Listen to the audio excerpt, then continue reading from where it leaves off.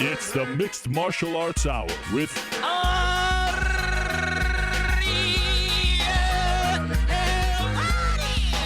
the Mixed Martial Arts Hour back in your life on this Monday, June 20th, 2016. Hello again, everyone. I'm Mario Helwani inside our New York City studio. Beautiful day here in New York, a beautiful weekend. Happy Father's Day to all the great fathers out there who watch or listen to this show on a weekly basis. What a great day I had yesterday with my kids, my wonderful sons, Oliver and Walter. Beautiful Father's Day. And of course, congratulations to the great fans in Cleveland and all around Ohio for their Cleveland Cavaliers finally winning the NBA championship. The suffering is over. Yay. The whining is over. Yeah, no, I'm just kidding. I'm very happy for you guys. It was a great moment, one of the greatest sporting events that I've ever witnessed. Congratulations to longtime Cleveland Cavaliers fan, New York Rick, who's in the back, who's thinking of even changing his name to Cleveland Rick after what happened last night. He's on Cloud 9. We'll be hearing from him later on. I can't wait for that. It should be a lot of fun. But of course, a big weekend in mixed martial arts. The much anticipated Wonderboy Thompson versus Rory McDonald fight happened in Ottawa, Ontario, Canada. And surprisingly to me, some people didn't like this fight. I loved it. I thought it was fascinating. Yeah, it was a little technical, a chess match, if you will, but I cannot look away, even though it was happening at like 2:30 a.m. Eastern time. I'm joking, around 1:30 a.m. Still an ungodly hour, especially locally. Jeez, those poor fans. And I hear there was no air conditioning. What the heck? But ultimately, it was won by Wonderboy Thompson. I had it 4 rounds to 1. He cements his place atop the welterweight division. In my opinion, he has done enough. He should not take any other fight. If it's not for the belt, he should be fighting the winner of Robbie Lawler versus Tyron Woodley. You beat Rory McDonald, especially like that dominantly. You deserve a title fight, especially when you consider the fact that he just annihilated Johnny Hendricks. Rory, where does he go from here? We'll discuss that later on in the show as well. He is now a free agent. He bet on himself, did not win, but I still think he is a hot commodity in this sport. Other notable victories on the card: Cowboy Cerrone defeating Patrick Cote at 170 pounds. How about Joanne Calderwood getting back to her old self with a big win over Valerie Letourneau? Some strange refereeing in that fight, though. Talk about that too. And how about Steve Bosse defeating Sean O'Connell? Almost finished in the first round, comes back and wins an amazing fight. One of the best fights of the year by far. Had a feeling it would be fun. Those two are just a lot of fun to watch. So there was some notable results, some great performances on Saturday. And of course, I have to mention Friday in St. Petersburg, Russia, we had Fyodor Emelianenko defeating Fabio Maldonado in a controversial fight. Anyone who thinks that Fyodor won that fight hands down, I mean, you're blinded by your love of him, and I get that, but that was a draw at best for Fyodor. It should have been a 10-8 first round for Fabio, and then the next two, I concede, can go his way. One judge, a female judge, had it 28-28. The others had it for Emelianenko, and just can't see that happening, though still very much interested in seeing him fight in the UFC. I don't care what happened in that fight. Just the sight of him fighting in the UFC. There are a lot of lesser talented heavyweights right now in the UFC. Anyone who says that they don't want to see him in the UFC, you will all watch, I guarantee, if he actually does sign with the promotion. So that happened on Friday, and we will, of course, talk about that. Bellator had a show. World Series of Fighting had a show. Bellator is back on Friday. A lot going on, as always. Let me run down today's show and get to our first guest, because he was in the news as well this past week. At around 4:10 p.m., we'll be joined by the great George St-Pierre. You may recall that last week on the program, he was in the news. We talked to Michael Bisping about him, and, well, there's a lot to talk to George about, so I look forward to talking to him about, of course, his 3 loves. If I remember correctly, it was women, dinosaurs, and the violence of the octagon. So stay tuned for that. At around 3:05, we'll take your questions and comments. You know how to hit us up. 2:45, we'll talk to Cris Cyborg. I haven't talked to Cris since her big win at UFC 198. So looking forward to that very much. Ask her what's next. 2:25, our own Dave Meltzer, who's been all over this UFC sales story. We'll talk to him about that. And, of course, Talk to him about what happened in Ottawa, what's to come, etc. 205, we'll talk to Luke Rockhold about his loss at 199 and where he goes from here. Frankie Perez will stop by. Remember him? He retired last August out of the blue. Young guy. He has some news to share at 145. 125, Fabricio Werdum will stop by to talk about life after the heavyweight title. But first, let us go to the Skype machine and welcome in a guy who had a big week last week. Will Brooks is now the newest member of the UFC's lightweight division. He makes his debut on July 8th against Ross Pearson in Las Vegas. There he is.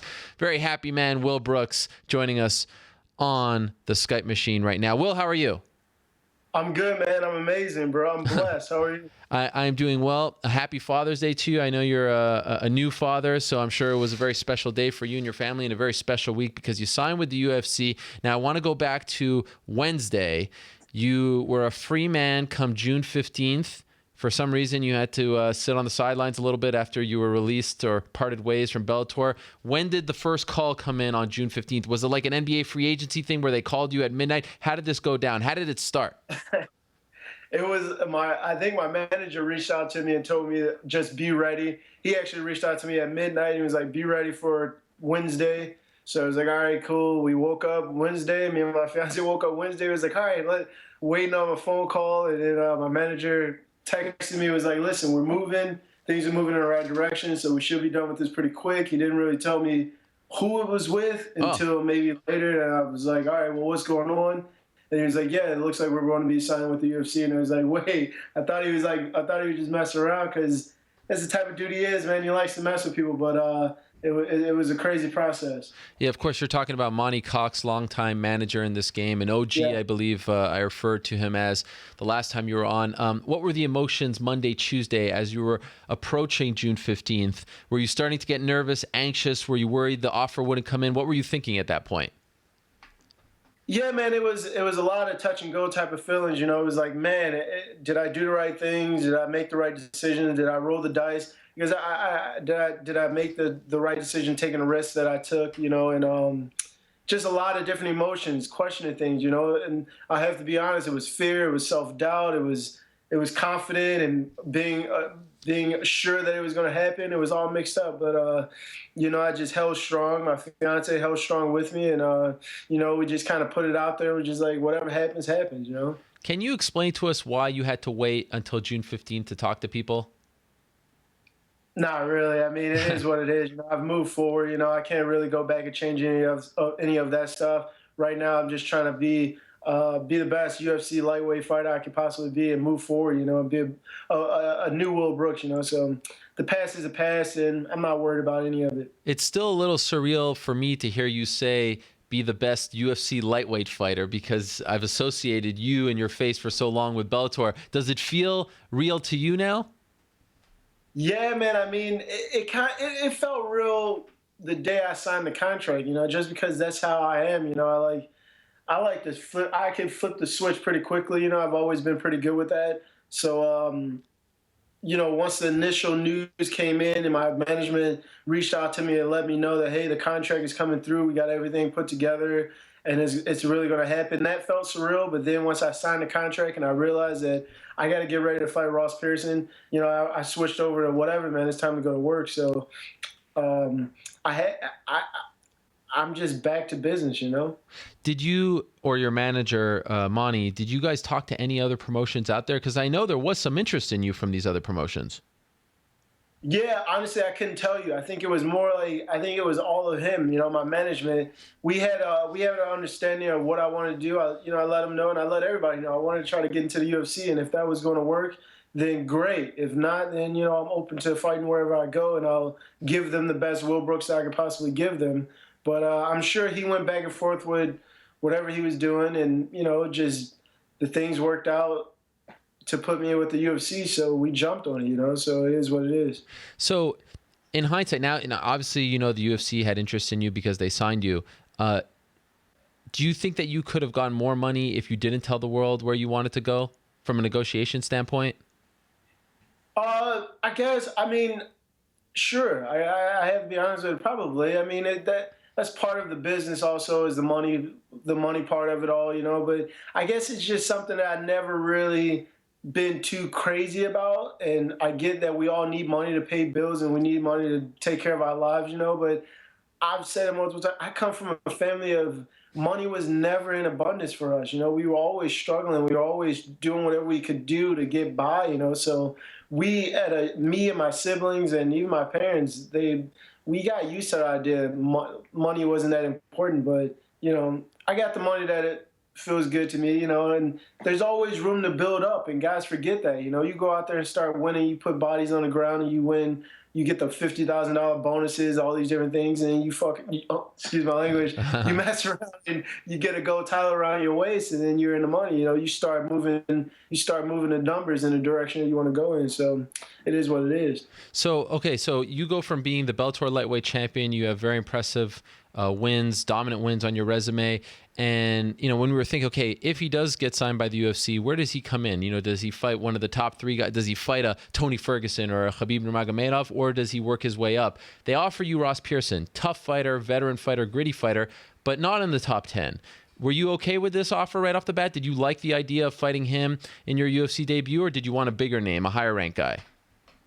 I definitely wanted a higher ranked guy, but, I sat back and I started thinking and just having conversations with my management. We just realized I haven't fought since November 6th of last year. Mm-hmm. So it was one of those things where it was like, man, do you want to go in here and try to fight one of these top 10 guys and, off of 7 months being off and really not training and really going through a lot of different things in my life, with the baby and transitioning to a new home. I haven't been able to train the way I wanted to, so we just had to make a decision on what would work best. And I guess, we decided that this would be the best opportunity to get in there, compete against a veteran in the sport and not have too much pressure on myself, but just ease my way into it. So it's something I'm comfortable with. Okay. How about fighting on like 2.5 weeks notice or so?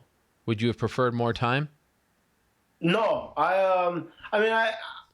I'm always in shape. That's the one thing I will always make sure I'm in shape. Like, if I'm not in the gym, I'm at home, I'm working out, I'm doing something, I'm working on my cardio, I'm shadowboxing, I'm doing something active to make sure that when I do get into the gym, I can fight guys on short notice, 2 weeks, 3 weeks, 4 weeks, whatever, days notice, whatever, I'll be ready to go. Just got to cut weight and make the weight. So, right now it's just kind of adding on to my workload, and the things just worked out. My strength and conditioning coach just came back out here to help Robbie get ready for his training camp. So everything just kind of came together. So we were just like, you know what, this might be the way it's supposed to be. So I just went with it. And aren't you getting married like a week or so after the fight anyway?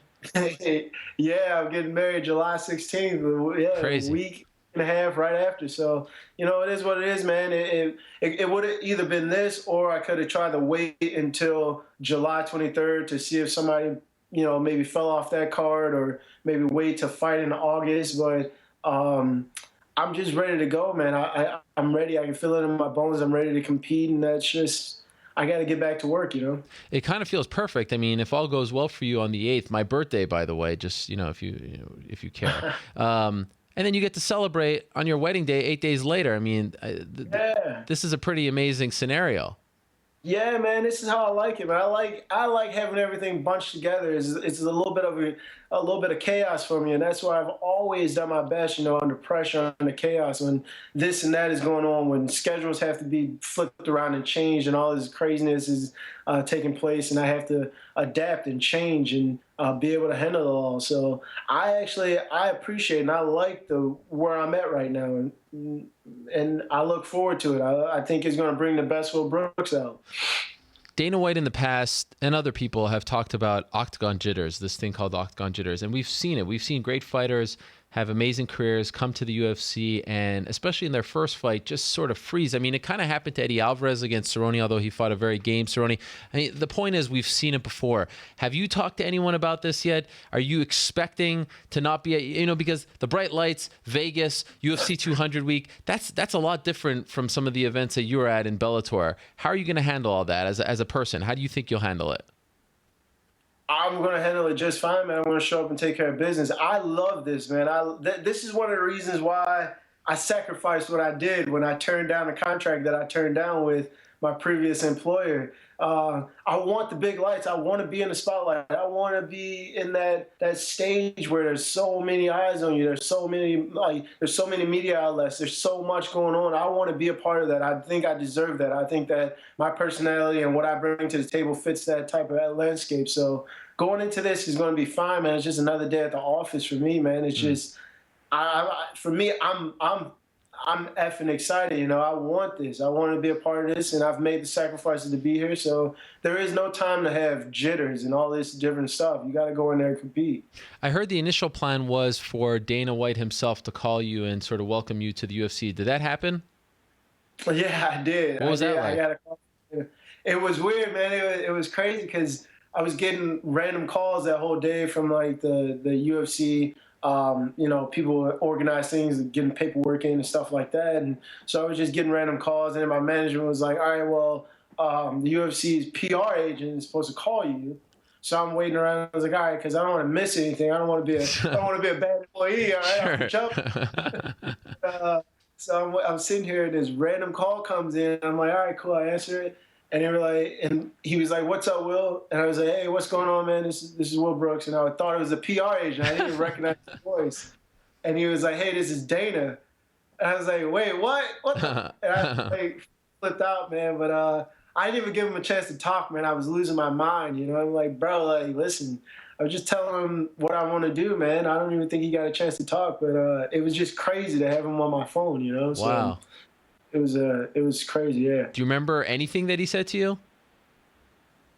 Not really, man. Not really. Like, I was just tripping. I was ready to get off the phone with him and call my fiance and like, babe, like I was on the phone with Dana White just now. Like I know, like I remember parts of it, but like nothing like in great detail that I can share, you know. But it was crazy. How did you celebrate that day? I'll be honest, man. I got home and I broke down in tears, man. It's been a long time coming, man. I've made a lot of sacrifices and a lot of things that I've had to go through in my personal life that not a lot of people know about in the media and in the fans and things like that. So I came home, I saw my fiance. She was jumping up and down, laughing and smiling, so excited. And I just grabbed her and started crying, man. It was just like, man, I'm getting emotional right now. I won't lie, my eyes are getting watered up, but it was just, I did that, broke down, and then I flipped the switch and was like, let's go to work. I had to go to the gym and get ready.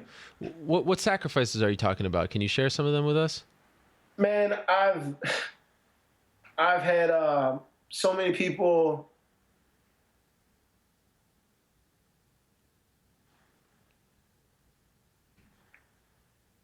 Sorry, man. I'm sorry. It's all good. I've had family members give up a lot of their time, a lot of their money. I've had people walk out on me, turn their backs on me during the whole process. I slept in my car for a year and a half for just to turn pro when I first started this, you know, and just a lot of ups and downs, man, and, like battling with different people, fighting through different things, and just all like never really thinking that it was ever going to happen, you know, and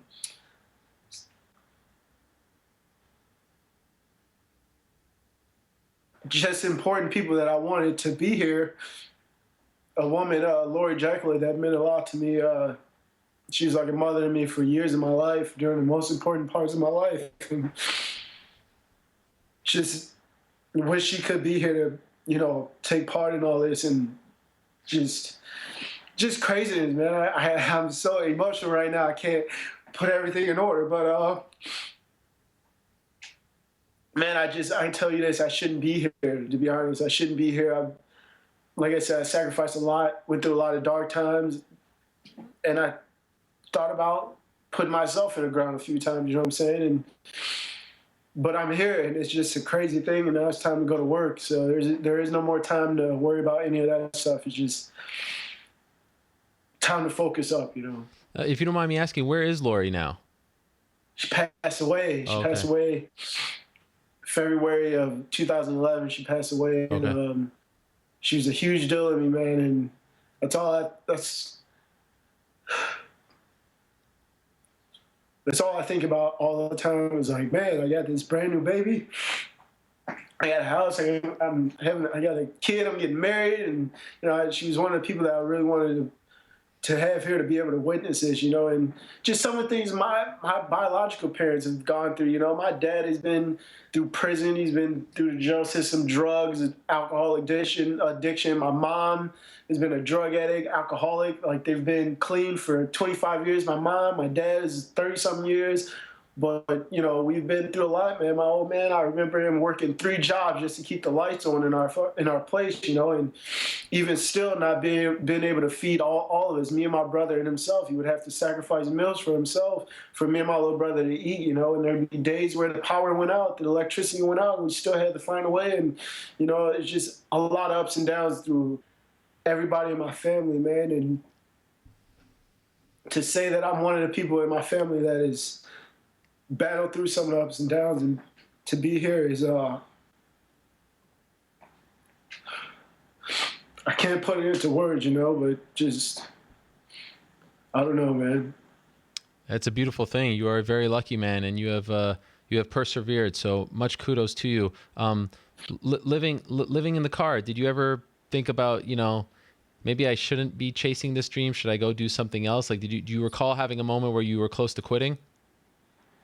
Yeah, man. I mean, I'll be honest, man, and this is a story I've never told anybody, and I'll tell this story because I want somebody to be able to find something in my story, maybe help them through some hard times. And there was a time where I gave up. I definitely gave up one time. I tried to walk into traffic, tried to walk into one of these busy intersections in Schaumburg, Illinois, down the road from my gym, and tried to walk into the street, and I tried to, in my life. And that was a scary time for me because I've always been a really hardworking guy. I've never ever had any thoughts like that. I never really thought about giving up, but things just got so hard, and I got kicked out of my gym because I was sneaking into the gym and I wasn't telling anybody and sleeping there, and the owner kicked me out, and I was just like, man, this is all I got. This is the only thing I know how to do is compete and endure and just be relentless in everything I do. So when you're built like that, what else do you do? I tried to go to school, that didn't work out. Tried to work a 9-to-5, didn't work out. It just wasn't for me. And competing and doing this is what felt right to me. And there's a couple of times where I thought it wasn't going to happen, So I was just like, well, shit, why am I wasting? I'm wasting space here. Why am I taking up air? And I flipped the switch in my head and was like, yep, this is the right decision. Try to end my own life on my own terms. And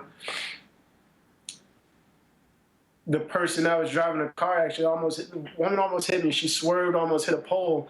And she got out of the car and flipped out. And I'm standing there and just shocked, like couldn't believe what was going on, because I was thinking at that point I'd be done or ran over or hit or whatever, in the hospital or something. And this woman gets out losing her mind, screaming and yelling and asking me what the fuck am I doing, excuse my language, and all this. And then it flipped to me like, man, I just tried to kill myself. And I was so embarrassed by it, I was so ashamed of myself that, I don't know, switch flipped in. It was like, how do you go back and tell your family that you tried to do this? How do you go back and say that, so I just took it and was like, you know what? You need to get your shit together and just lock in. And man, it didn't get easier from there, but I just stuck, man. I stuck to it. And everything that went on, I just kept going, man. And I think that's why I'm here today, because I just refused to go down, How long ago was that? This was 3 or 4 years ago. Oh, wow. Not even that long ago. Yeah. And it was when it was to turn pro. My very first pro fight, I was scheduled to fight J.R. Hines.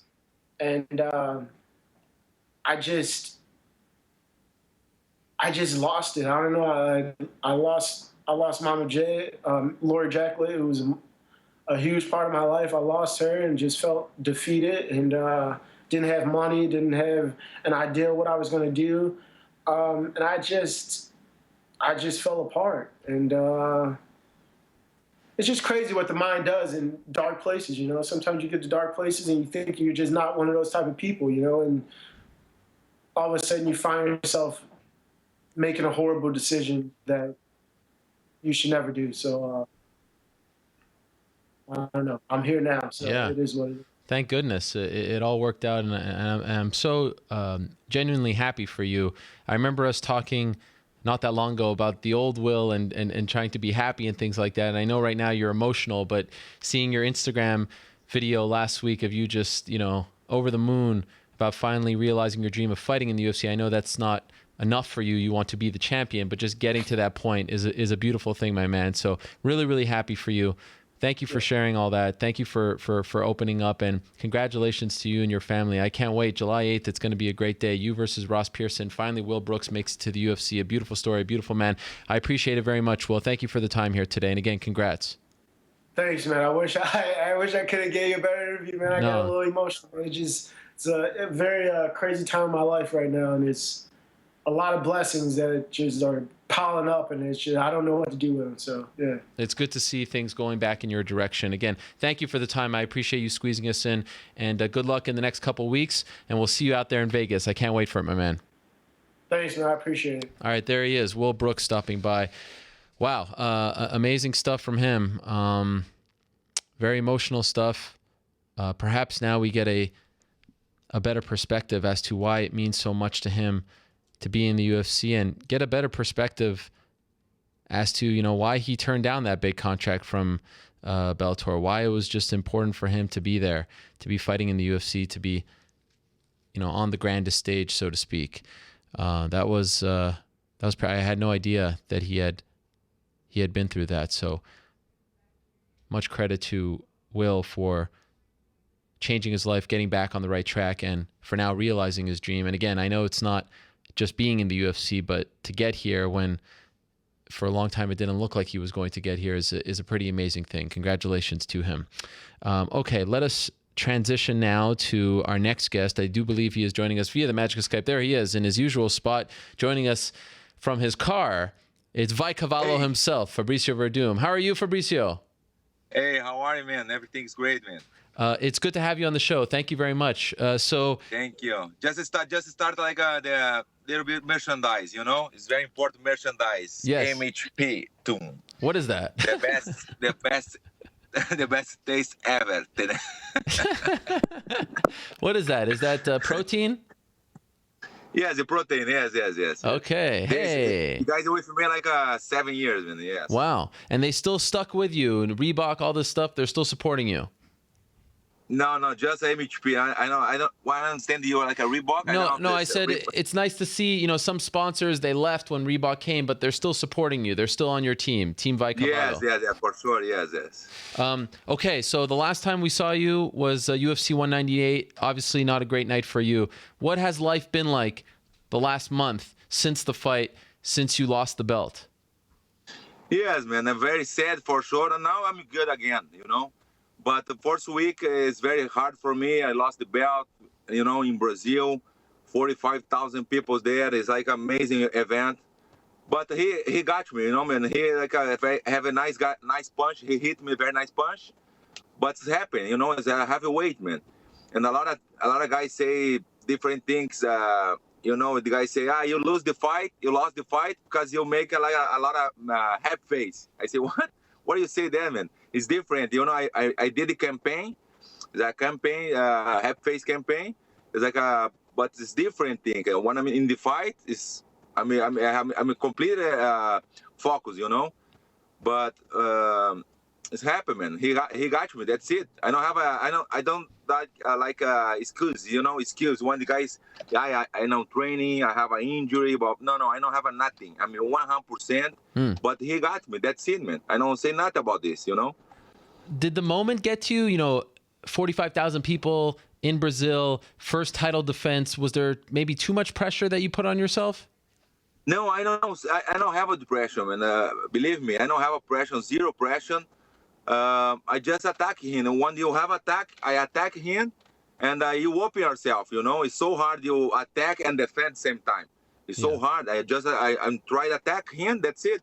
He goes back and he got me in the chin, you know. It's so hard because I don't saw the punch. When you saw the punch, maybe knockdown, you come back again. But it's so hard because I don't see the punch. I saw the video after that. I saw the video. He got me very good here, man. Yeah, I just saw on the light, black light. That's it. I don't see more, nothing more. I don't have the other day or after then, I don't have a pen on my head. Nothing, zero, man. Nothing. Wow. I mean, he got you very nice punch. That's it, man. It's good for him. He got the belt. But now, after then, I have a lot of things. I go to Chechnya. I make a movie with, Mike Tyson. Yeah. The kickboxing movie. Yeah. I make this. I make a lot of different things. How many times have you watched it? A lot. Is it hard? Sometimes I look. Sometimes I just look again just for I think I win this fight. Very nice kick, good attack. I'm start very well. I start very good attention, but he got me. That's it. This is why heavyweight is very spectacular. It's very nice fight. Why everybody want to watch? Because it's like this. One punch. That's it. He got me. That's it. I don't say nothing like excuses. Why did you attack him like that? Why did you go with so much force towards him, which led to the knockout? Why did you do that? Because I think this moment is my moment. I saw this moment because I saw this. I don't want to stay there like I just defend. No, I want to attack you. For sure I want to finish the fight very well, very very fast. But it's so hard because he got me there. That's it. But it's so hard when the guys say different things. Werdum have you make a lot of happy face. You don't have a. No, I'm good, man. I don't have nothing about no injuries. I mean, 100%. I wanna show I'm very good. My stand-up, my jiu-jitsu, my wrestling, but I don't have a time for show this. So, did you receive a lot of criticism? Did it bother you that people were saying, "Oh, you were not serious enough," or you did this mistake? Yes, a lot. When the guys say, you say your opinion about the fight, it's okay. But when the guys send them on the Instagram or different things, guys say bad things. I just block the guys. That's it. I just block. I feel bad. I block the guys. That's it. I can't imagine. Sometimes I see the fighters. You have a fight, you get knocked out, whatever, and then people go on your Twitter, Instagram, and they speak badly towards you. And I don't understand how people can act that way. Making fun. I don't say when I have a fans, the guys, all the guys with you. And when you lose the fight, nobody, man. You look at what my friend before, but it's different now. It's I mean, everything's changed, man. When you do the champion, is one thing. You have a lot of friends, like a fake friends, Of course. But when you lose, you see like a real friends. You have it. Wow. So you've noticed that? Yes. You've noticed that in the last month? Yes, I saw. But I saw this when I'm the champion. Yeah. There's a lot of friends, but fake friends. Now I see. My real friends, just my family, my team, that's it. But it's like so hard, man. This part is so hard. Yeah. This was your first title defense. Does it? Obviously, you didn't want to lose the belt. For my opinion, yeah, is the second one because I win the belt versus Mark Hunt. I know it's not official. This is not official, but it's my idea. When I got the belt versus Mark Hunt, This my first defense versus Cain Velasquez. Fair enough. After then, this is second one. This is my, this is my. It's not official, but it's okay. I think I like that. Okay, well, because I was going to ask you, did maybe defending the title, make it feel like it was a bigger fight? But in your mind, this was the second time defending the title, so it just felt like any other fight. I'm guessing at this point, right? Obviously, in front of a lot of people, though. This time, 45,000. Yes, man. This is like a huge event, in Brazil, 45,000. Yeah, and I have a lot of different things that happen before the fight, a lot of media. Yeah. I go 2 weeks before the fight, I'm in Brazil. And the first week, I don't have nothing, just me, Rafael, my brother, Babalu, all the team, just go training, come back to your hotel. But the fight week is so hard for me, man. This fight week is so hard, man. There's happen a lot of different things, different things like a lot of media. It's no excuse, but sure. The next time, just like the fight week is very important. You stay just you and your team. Yeah. I go different place there. A lot of people there. It's different energy. The energy is very important, man. The energy. You're coming back relatively soon. You're fighting in September. Did you want to come back quickly? Yes. I wanted this. You know why? Because I don't have a time. Just a 2 minutes to fight. I don't have a time for show. It's a different fight. Maybe Steve Miocic hit me a lot. 5 rounds. He killed me. It's different. Yeah. But this fight, I wanna show, man. Yeah, I call UFC. I call Ali. I wanna fight soon. And he said, when do you wanna fight? I said the same day the Miocic versus Wolverine. This is my idea. This is my idea because I wanna show the same day. Yeah. When the guys fight, I fight I have a fight coming up September 10th versus Ben Hotwar. Yeah. And this is my idea because I want to show, man. I'm very good, I just start my train again. For the next one, man. I want to show again. I think the next one, and then the next one is the title again, the title shot again. So win over Rothwell and then you fight for the belt. That's what you're hoping? Yes, this is my idea. I know the UFC have a different ideas. I don't know, but my idea is the next time now. The next step is Ben Hotwar, and the next one for the title shot. Yes, because I have a lot of different ideas after this fight. I have in my mind a lot of different ideas. What kind of ideas? The next one. Tell us. This is a secret. Oh, come on. A hint. What do you got? What are you thinking? No, man. I just think a lot of things. Rafael Cordeiro go to my home. Yes, I kill with him. Me, Rafael, my brother. And I talk a lot about this. The next step. Okay. But the next one now, just focus on the next step, the next fight. This is very important. Yes. I don't want to think different things about this fight. The first one, the next one. Sure. This is very important, And I have in my mind, but I just have a Ben Hotwar in my mind now. Yeah, the next one is September 10th, UFC 203, Cleveland, Ohio. You versus Ben Rothwell, same card as Alistair Overeem versus Stipe Miocic for the heavyweight title. What did you think of Rothwell when they offered you him? Were you happy with that matchup? Do you look forward to fighting him? Do you like this fight for you? Yes, for sure. Doesn't matter my opponent. Doesn't matter for me. I never got you. I wanted this. No. This is okay. No problem. I just I just want to fight. I want to fight. That's it. Doesn't matter who. But I want to fight. That's it. And this time is good for me. September 10th is good time for me. Okay. I cover everything. I cover my mind. This is very important. My body too.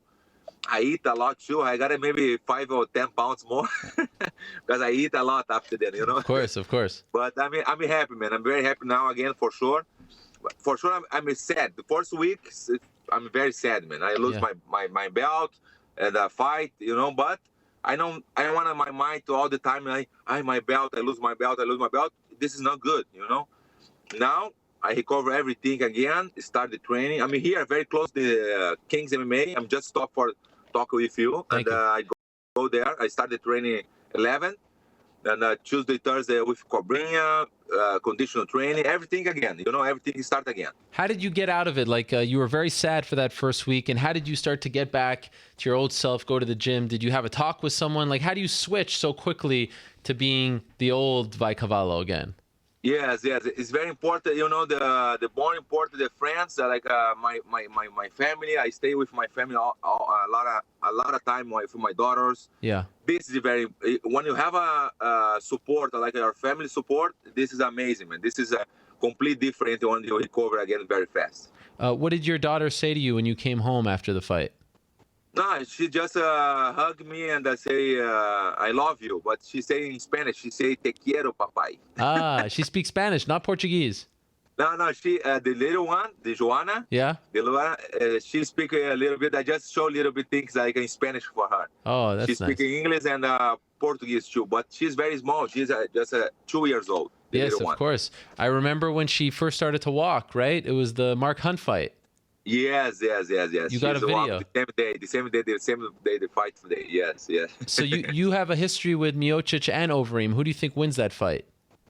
I think, man, is Overeem go like a very smart, like when he fought versus Cigano. Yeah. Versus, Dos Santos. I think he go like a smart. I think over in the win. He beat Wow. Steam. I think so, but How? you know, I think knockdown. I Wow. think over in is take down Steam Miocic. He stay in the top, punch a lot. A lot of punch, and the referee stop the fight. I think so, like this. Wow. The first punch, the first punch knocked down him, and the one hit in the ground, he punched a lot, and the referee stopped the fight. Or over in the goal, like a smart fight, Steam Miocic knocked down him too. So you're saying first punch of the fight? You're saying first round he's going to knock him down? No, I don't say the first. The first punch of the sequence. Round. Okay. Yes, I think over in the goal is smart. Like the same thing when he beat Cigano. Yeah. Okay. In December. Yes, I understand. Yes, very smart. Waiting. Just patient. And when I think he take it down Steam Miocic. Wow. I think so. Yes. Is that what you're hoping for as well? Because you have a history with Overeem. You fought him twice. 1-1. Do you want to fight him a third time, or are you hoping? No, I love the fight, the rematch with Steve Miocic for sure. 100%, I love it too. And but my focus for sure is the belt, man. I know it doesn't matter for me who is the champion. I wanted the belt. I wanted my belt again. Sure. I wanna. Yes, man. I'm 38 years old now. Next month I'm 39. Wow. Happy birthday. Yes, man. And I think I'm maybe 4 or 5 fight more. That's it, Wow. Okay. Yes. So early 40s, you're done. I think maybe 2 or 3 years more, man. I don't know, because sometimes you say about this. Yeah. But after then, because this is my life, man. I love this, Sure. This is my job, but I love it when I fight, man. When I go there, I'm very happy. I train for this. This is my life. That's it. I say I had 2 more years or 3 more years, but after then again, What Yes. does it feel worse to lose the belt than it did when you won? Does it feel worse than it did feel good when you won the belt the first time? You know what I'm saying? Like, is the low worse than the high of winning the title? Say again, please. Did the feeling that you had after the Miocic fight, that feeling you felt very bad, right? Because you lost the belt. Yes. Was that a greater feeling than the excitement that you felt when you became champion? You know what I mean? Yeah. Now my feeling now, I feeling like I have a more motivation. I have a motivation for getting my belt again. Okay. Before I have a motivation for what? I'm the champion. I say I'm the champion. I wanna the best heavyweight in the history. This is my focus. Before, but now I don't wanna more this. I wanna now. My focus now. My motivation now is like the belt again. I got it one time. Yeah. 100% I got it again. Okay. This is for sure. Yeah, this is my mind now. Did you watch Rothwell fight Josh Barnett and he choked him with a go-go choke? Did you see that? Yes, for sure. Because I'm a commentary, man. UFC Network, and for all Latin America and the Fox Deportes. That's right. I'm there all the time, and just for sure I see. It's very dangerous for sure, man. But I don't give the opportunity for him. I don't give him my neck for him. I just make a good strategy with Rafael, and that's it. I don't give him my neck for him. I know he's very strong. I know he's like a heavy guy. He all the time is in limit. He's like 265. Yep. I know he dropped a little bit weight but I know he's strong. I know, but I believe myself. Man. I just want to show again. This next victory is very, very important for me. In his next fight against Cigano, he looked completely different. He was a lot more tentative. Cigano really dominated him. Did you see that fight as well? The next fight in April? And why, yes. Why do you think he looked like that? Because I know it's like Ben Hotwell is very dangerous. He's not like a technical guy. He's not very high. He's very technical guy. No, but he's strong. He's very dangerous for sure. He have a weight too. But Cigano did very well. He's very smart. Cigano very smart. Just like a technical and a very strategy fight. Yeah. Yeah. When I say to the Cigano when he fight versus the title shot, the next one, because he go like this fight for the next fight is very important. Good spectacular. It's like a big show. You want to do a big show like the guys. Wow, very nice fight or good knockout, good submission. Maybe you have an opportunity for the next one, the title shot. Yeah. When you did, a fight like a Cigano with versus Ben Hotwar, this is smart fight. You know, the guys like the fight for sure. Is the victory. That's it. It's a nice victory, but not for the next step, the title shot. You understand me? Yeah, yeah. The difference Yeah. when you did the fight, like a spectacular fight. You know. Yeah. For sure, you have the opportunity for the next one. This is why I say the next fight is very important. Like a big win. Win for sure when you know, say my mom say all the time, you lift your arm, that's it. Yeah. This is very important. But the difference when you beat like a very nice fight, like a, you know, spectacular fight, big knockout. The guys, wow, it's good fight for sure. We're doing again for the title shot. Yep. You know, this is the difference. Two last quick questions for you. Cain Velasquez, Travis Brown. You fought them both. Who do you think wins at 200? Yes, man. I think Cain Velasquez come back again like a very strong. Okay. You know, his fight very hard again. You know, because he have an injury, he have a lot of different things. I understand this. Travis Brown is very dangerous too, but I think the Cain Velasquez hard. You know, it's like a big hard. About Travis Brown. Travis Brown, when he hit the guy, he's like a big guy. Oh. When the guys hit him, he's like a chicken guy. So you think Cain wins? I think win. Yes, I think Okay. Cain Velasquez take down him, stay in the top all the time, like a Cain Velasquez game. You know. Yeah, yeah. Ground and Everybody pound. know his game. Yep. Yes, I think like this, and he win. Depend his win. I don't know. He go to the title shot too. Right. You know, depend like he win. He win like a decision. I think not. He have a big win. Maybe the UFC say, can you the next one? You understand the Sure. difference Yeah. when we Yeah. win? Big spectacular Yes, win or over just a regular win. And Yes. and your old friend Fedor Emelianenko fought on Friday. Did you see that against Fabio Maldonado? Yeah, for sure. I saw, man. I saw. Yes. What do you think? Do you think he should come in the UFC or he's finished? What do you think? No, I think as he have a more. I think him and Fedor is a special fighter, man. Yeah. He's like a. You saw he almost Maldonado knocked down him, Yeah. and he come back. I don't believe he come back very. You know, he win his fight. Everybody say he don't win, but I think he win this fight. Wow. Okay. You know, he lost the first round, Yeah. and win the second one, the third one. Okay.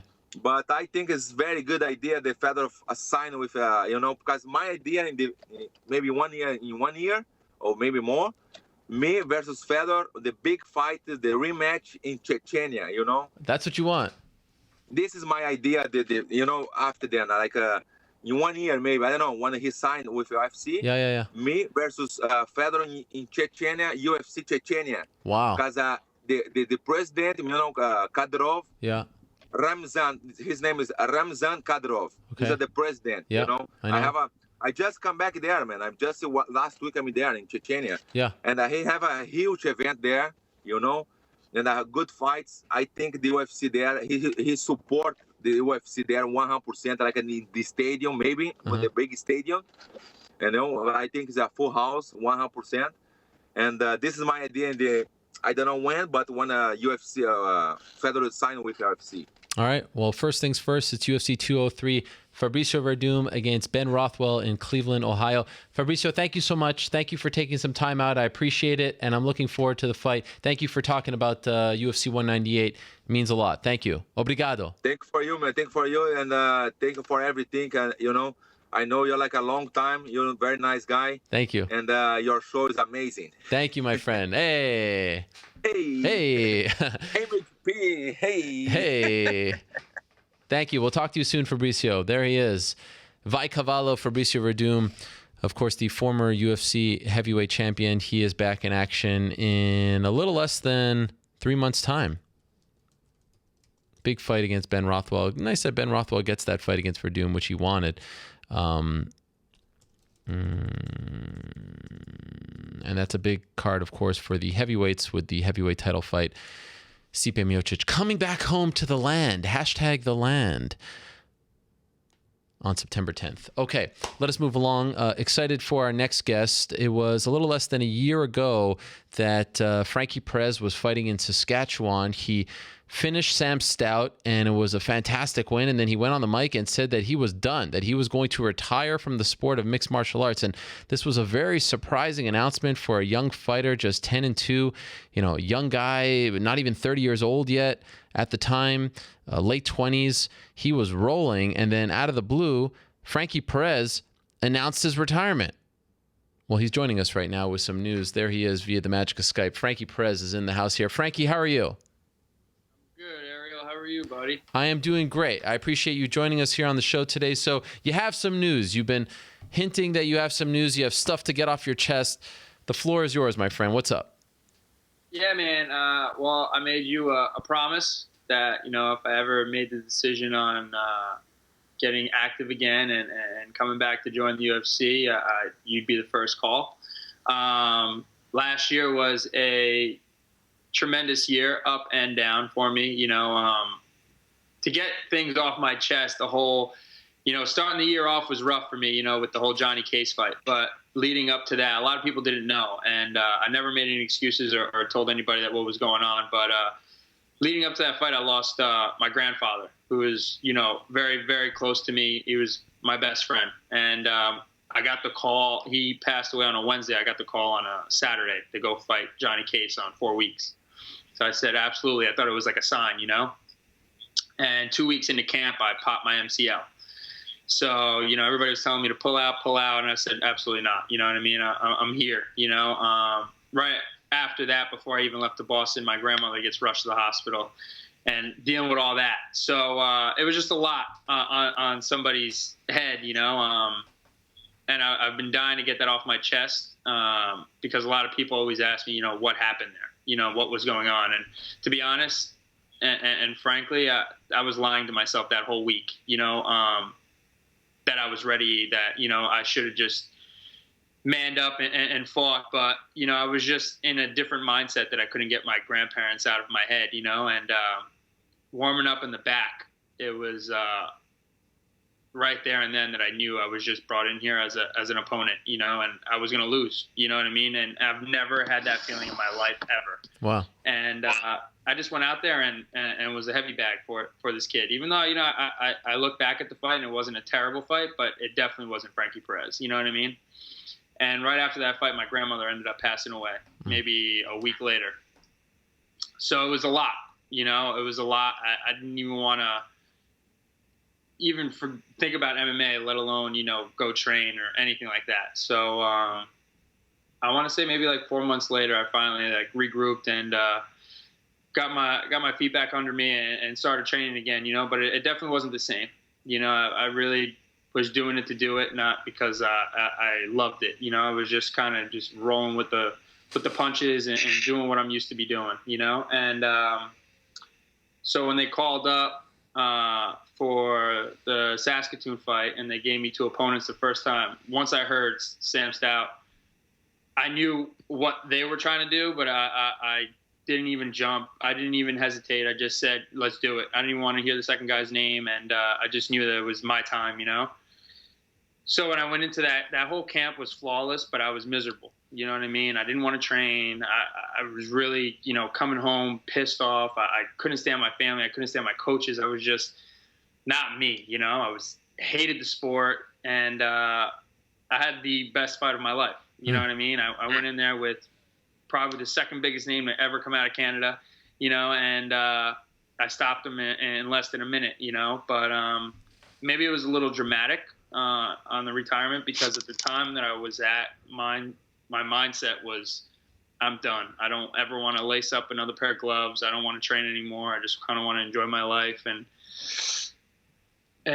just enjoy the life that was given to me. You know what I mean? It was 9 years. I've never taken a break ever from this sport, and it wasn't fair to my family. It wasn't fair, to all my friends around me. It wasn't fair to myself, to be living a life that, I'm kind of forced to live just because I'm good at it, And so that's when I called it quits and I said, I'm done. And honestly, man, up to about 3 months ago, I was really done with the sport. I've been catching myself around it, even though I've been gone. I've been to 3 or 4 fights since then. I've seen you at the fights, and helping out all my teammates. And I realized, man, that, this is really what I'm about. This is me, and I was getting ready for a charity fight, and I really had a lot of fun. I found my passion for the sport again. I found my love. I really enjoyed waking up early and going for a run and,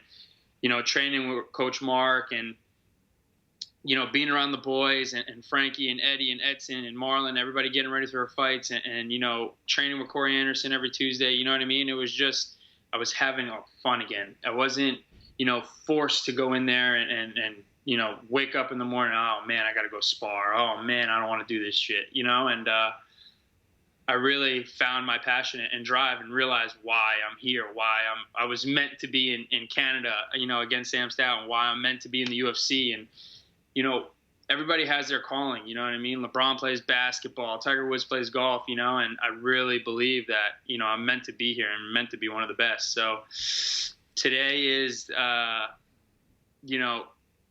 first day of the rest of my life here, you know what I mean? And I don't know how it's going to go. I mean, I could go back and, be 3 fights in and be 3 fights out, but I am definitely ready to make that next move and coming out of retirement, I guess, and getting ready to be active again. And the call is being made to the UFC today, and we'll see how everything goes and see how Joe and Dana and Lorenzo feel. Well, first off, welcome back. And thank you for coming on this program to announce this to the world. Do you recall the moment where you decided, okay, no more retirement, I'm coming back to fighting? Was there a specific moment, a day, a conversation where it was actually cemented in your mind that you were going to do this? Yeah, I was getting ready to do a charity fight to raise money for multiple sclerosis because my sister has it, you know, and I did about an 8-week camp for it. It was a charity fight, but I was, taking it serious. I was a little heavy, so I was, trying to lose some weight, put on a good show for the fans, it was for a great cause. And the day my manager came up to my apartment and told me the entire event was canceled, I broke down in tears. Not even so much for me fighting, but for my sister, because I wanted to raise some money for this charity, and it was great. But right there, I realized, I just stopped crying, and I was like, man, I'm really passionate about this damn sport, even though I hated it so much last year, and it was just remarkable on how much of an impact something like that could have on you, you know what I mean? And it was a fun 8-week camp. It wasn't anything serious, I was training my butt off, but right there and then I was like, man, I'm meant to do this, you know what I mean?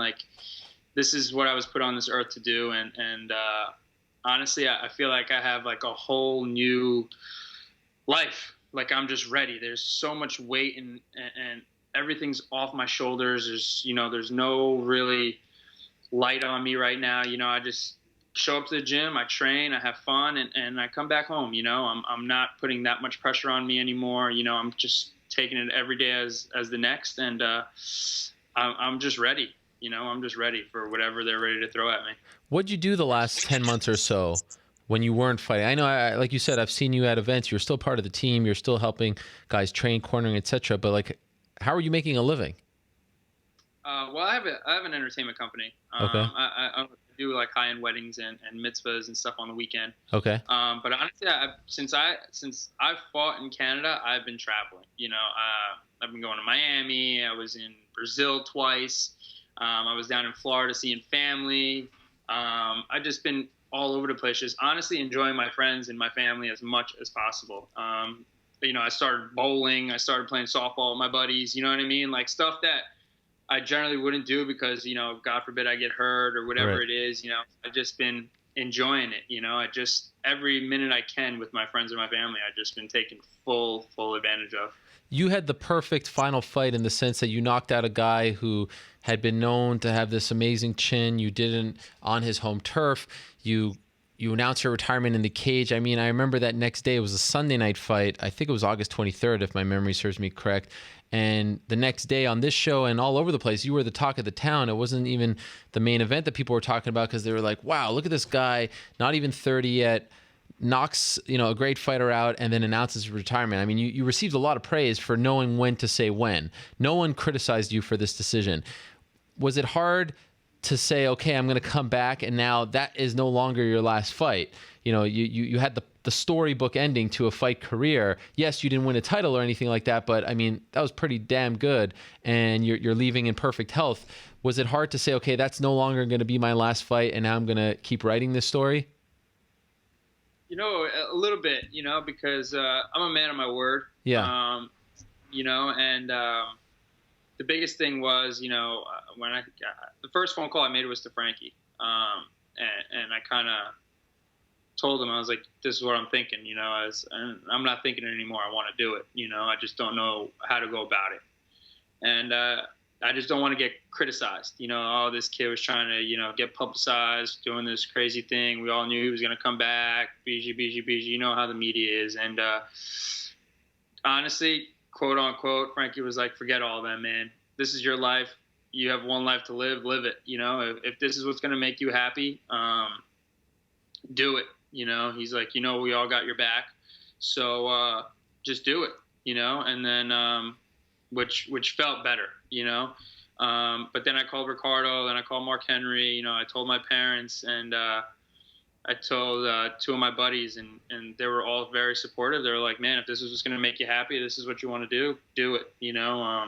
You only got one shot at fighting, you know what I mean? The window's very small. So once I heard all that, it wasn't difficult anymore. I knew I was ready to go. Is it your understanding that you will be welcome back to the UFC, and that your next fight is going to be in the UFC? I'm not too sure with that. You know, I believe I'm still under contract with them. Okay. But my managers are all calling today. Okay. So we'll hopefully by the end of the week we'll know what the deal is. You know, and if they're not welcoming, you know, hey, I'll go back to Ring of Combat or whoever wants to sign me, and we'll work back up there. You know, I want to see why not. You know, you want to be in the UFC? Oh, absolutely. Okay. You know, I've thought about other organizations, but man, the UFC is the UFC. You know, it's got its good, it's got its bad, but every organization does. You know, but that's where the best fighters are, man. The best fighters are at the UFC, and that's where I want to be. And I know I can compete with them. I know for sure I can be in the top of the division, no problem at all. I know that. Now I'm just here on my second life to prove it. Have you started thinking about a perfect return, a time frame, an event, an opponent? Have you thought about that at all? I mean, opponent. I mean, that's kind of cliche, but I'm ready for whoever. You know, I was kind of looking at. The thing is with me, man, the bigger the name, the better I fight. And I think that's what happened too. When I fought Case, I kind of didn't know anything about him, and he was just kind of, you know, 4 weeks, just whatever, just go in there and do what I do, you know. But when I fought Sam, I was a different animal, you know. In training camp, outside, you know, I was just mean. I just showed up that day. Like, the better, and it goes to when I used to fight Ring of Combat. The better my opponent, it's crazy. The quicker I would get him out of the way. But the guys that weren't that tough or didn't have a great record, I'd go 3 rounds with them, and they'd be one of the toughest fights of my life. You know what I mean? So I think, realistically, I mean, I'll be ready to fight whenever. I'm in fight shape right now. Huh. But, I mean, Madison Square Garden would be nice against a big name. Yeah. Madison Square Garden would be nice. You know, a kid from Jersey. You know, I'd bring some fans out there for sure. You know what I mean? But, I don't know. Big name doesn't matter to me. You know, Chris Wade wouldn't be a bad idea. Or I was even thinking about Ross Pearson. You know, it's big names. You know what I mean? You know, it has been said in the fight game, once you start thinking about retirement, even if you don't go through with it, once you start thinking about it, and maybe your foot is going through that door, one foot, then it's time to really, you know, start reconsidering things. And that's usually said of older fighters after a few knockouts and whatnot. This wasn't the case with you, but are you worried that after one bad fight or bad day or, you know, one little setback that you'll start thinking about that again? Or are you confident that all that retirement stuff is gone? No, man. You know, the biggest thing with me and all my training partners and my parents, my coaches know I'm a head case. You know, I'm the type of person that I don't care what sport we're playing, I'm competitive in, you know, and I'm very hard on myself, you know. I just feel like the way we fighters dedicate our lives to this. Everything needs to be perfect all the time, and I believe that I'm over that hump mentally. If I had one bad round, the rest of my sparring's done. Now I have one bad round, it's like, oh, it's a new day. You know what I mean? Next round's all good, and I'm just having fun again. Like, even the coaches see it.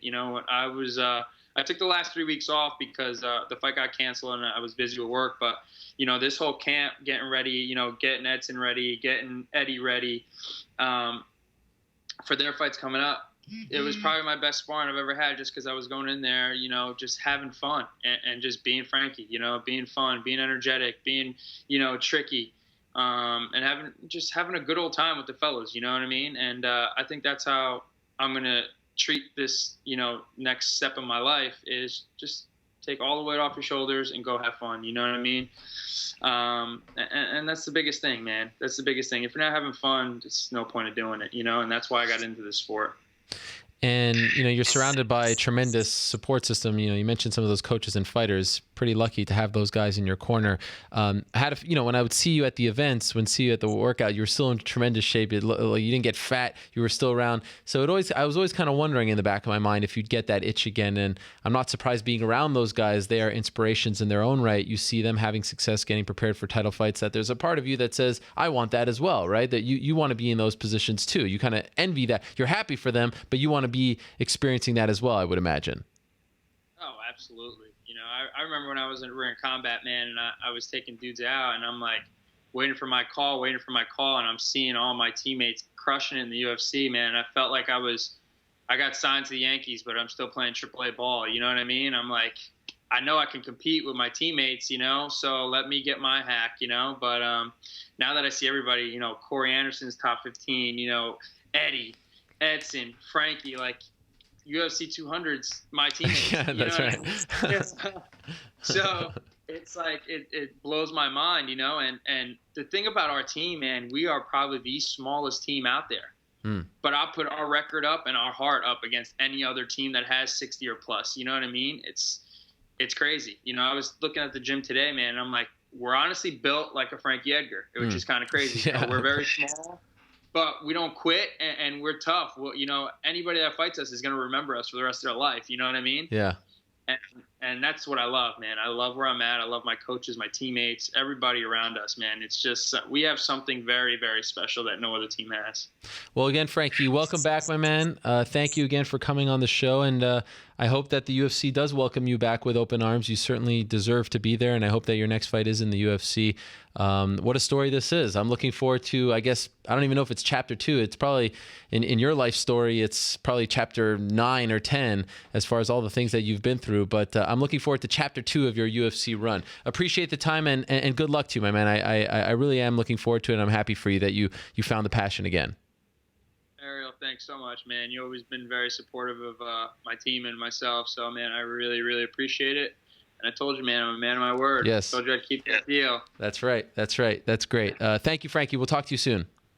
All right, buddy. Take care. Frankie Perez returning to the UFC, announcing it on this program. Looking forward to seeing his next fight in that organization. And I would imagine they would welcome him back. They were happy with him. He was coming off a very big win over Sam Stout less than a year ago. So now here he is, looking to regain that footing and continue his MMA run. Remember when he announced that retirement in the cage?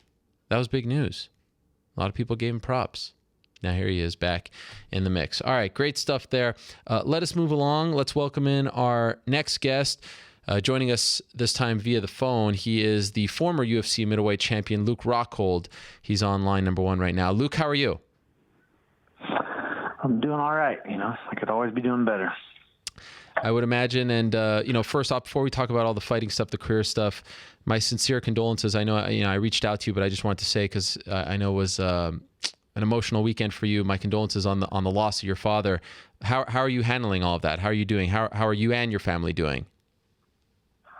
We're doing all right. Everyone's kind of coming through. It's been we had a little celebration of his life this weekend, and it's you gotta move on. You gotta move forward. You gotta learn. You gotta grow. That's what life's all about. I think everything happens, and we're all gonna fade away at some point. Just gonna enjoy the ride.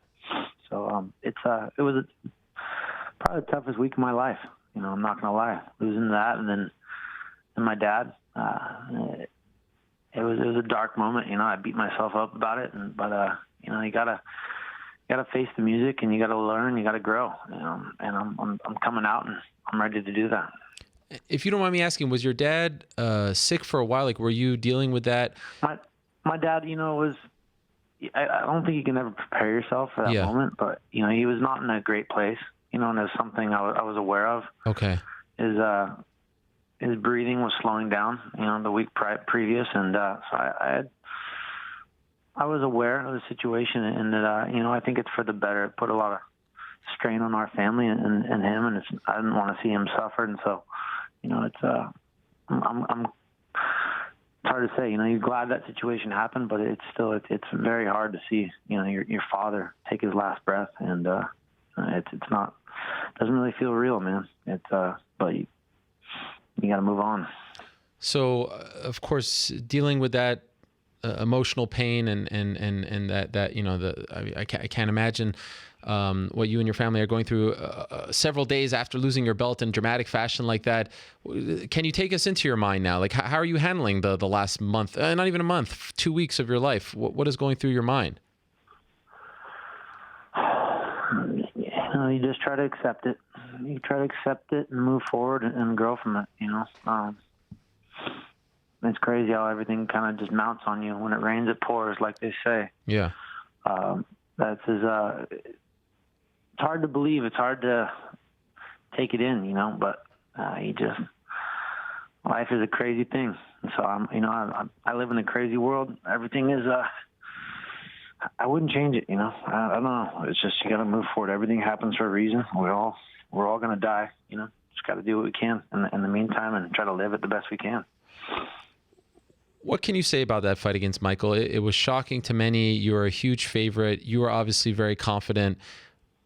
What went wrong? Do you have any idea how that happened? I definitely got caught, and I think a lot went into that fight with the last minute change to Michael Bisping and the pressure of the moment. I feel like I didn't have much to gain without going out there and putting on a show-stopping performance, something different. The way I dominated him the first time around, and then given the 2 weeks notice, just the moment, the build-up, and everyone kind of wrote him off like he had no chance, and got into my head and told me these things, and I didn't go in there with the same feel and the same headspace as I do with every other fight. I go in there relaxed, composed, and I try to be calculated with my fights. And with that one, I tried to push the pace, tried to, I forced the issue with everything, and I put myself in a dangerous position. I just didn't think he had, couldn't catch me. I've never been put away with anybody hitting me, and I've been hit by the hardest guys, and it just, anybody can get caught in this game. You just got to hit them perfectly, and I put myself there, and he capitalized. I'm not gonna lie, he's a tough guy. I lost fair and square, but I just don't see that. The odds of that happening are fairly low. But he caught me on the tip of the chin. I was on my way out in a perfect moment, and then followed it up. I mean, you have that small moment where you hurt somebody, and if you can capitalize and catch them again in close proximity, it's gonna. The brain's going to keep rattling, and that second punch landed perfectly for him. So, congrats to him. He won. I think the guy's a true piece of shit, and I think he's classless. Like I said, and I love the opportunity to get that back. I think the odds are the odds, and I'd love to to right that wrong and to fix this for everybody, because I don't think he deserves it. I don't think he knew he was going to do it. Obviously, his reaction tells that, and it's not going to last long. So, I want that back. I want to settle the score. It's 1-1. I believe I was winning both those fights handily, and he had his moment, and that's going to be it. And we'll get to the next step in a second, but I just want to ask: is it fair to say that you may have underestimated him in the sense of like you got a little too cocky. You thought that it was going to go the same way, and that's you kind of let your guard down, hands down. You know, do you feel like you sort of opened the door for him to do that in hindsight? 100%. You know, I didn't. That was the one fight I went into with zero nerves. You know, like, I think that you need those nerves. They keep you honest. They keep you precise. They heighten your senses. And you know, I went in there with no nerves, and just thinking I had to go out there and to do something. You know, put on the performance I know we had. You know, like to just go out there and show something different and not. You know, I'm as good as I am everywhere. That's how I've always fought. I'm going to make you think about my kicks. I'm going to make you think about my grappling. I'm going to make you think about those things, and that's going to open up everything I have. That fight, I didn't present any of those problems. I just went in there. You know, every exchange of the hands was very tight. I was in close proximity of getting hit, which I usually am not. I'm usually out with my kicks and I'm picking them off with my hands, you know, at distance when they come in. So it wasn't like me, and I definitely opened the door. I got caught fair and square, but you know, life is a learning experience, and I let that moment get to me. Everything kind of worked out perfectly for me. Yeah, and I thought you handled it very well on social media right after you alluded to that. Much was made of your knee leading up to the fight, especially at the press conference a couple of days before. And I don't want, you know, I know people get all riled up with excuses and all that, but is it seriously injured? Do you need surgery? How much should that affect your performance? You know, I have an MCL. I had a grade 2 sprain, which is a small tear in the MCL, and I didn't grapple most of any of the camp. You know, I was just kind of fight through it. You know, I knew when it came time, I could push myself through it. So that was the idea. I didn't really kick with my left leg, the whipping outward torque of the knee. So those are the things I dealt with in the camp. It didn't change the outcome of the fight because my mindset was different. My mindset wasn't to go in there and fight like I usually fight. Once it came to Bisping, it was like I need to, you know, go out there and outbox him. I need to knock him out, and I need to do this. And you know, my mindset wasn't to grapple. My mindset wasn't really to show all the things that I could have. So it didn't play a role in the fight, no doubt. But you know, it's something I need to deal with and heal from, and come back with the right mindset and the right skill set of fighting and using all that. You know, I believe I got more skills than anybody. I just got to go out there and be smart and use those. So I need to heal this knee. I've been taking time off and trying to let. That's the hardest time right now. Is because all I want to do is push through this and train and get better. And I have to sit on the sidelines and suck this one up for a second, you know, until I can get back in the gym. So I'm getting closer. You know, I think a few more weeks and I could potentially start grinding away. Have you reached out to the UFC to tell them that this is what you want? You want the rematch? And if so, what are they saying to you now? You know, I think I screwed up the whole middleweight division. I think I put him in a tough spot. I think Bisping is obviously doing more of that. You know, him being the ballsy guy he is and claiming how tough he is, and he'll do this and he'll do that. He's being very picky and about who he's fighting next. It seems like he's running from quite a few people. So you know, he's you know, we see the true colors come out in Bisping. It's all coming out now. I've voiced my opinion. I told him I want that rematch. I think it makes the most sense of anything out there. I've already beat Weidman.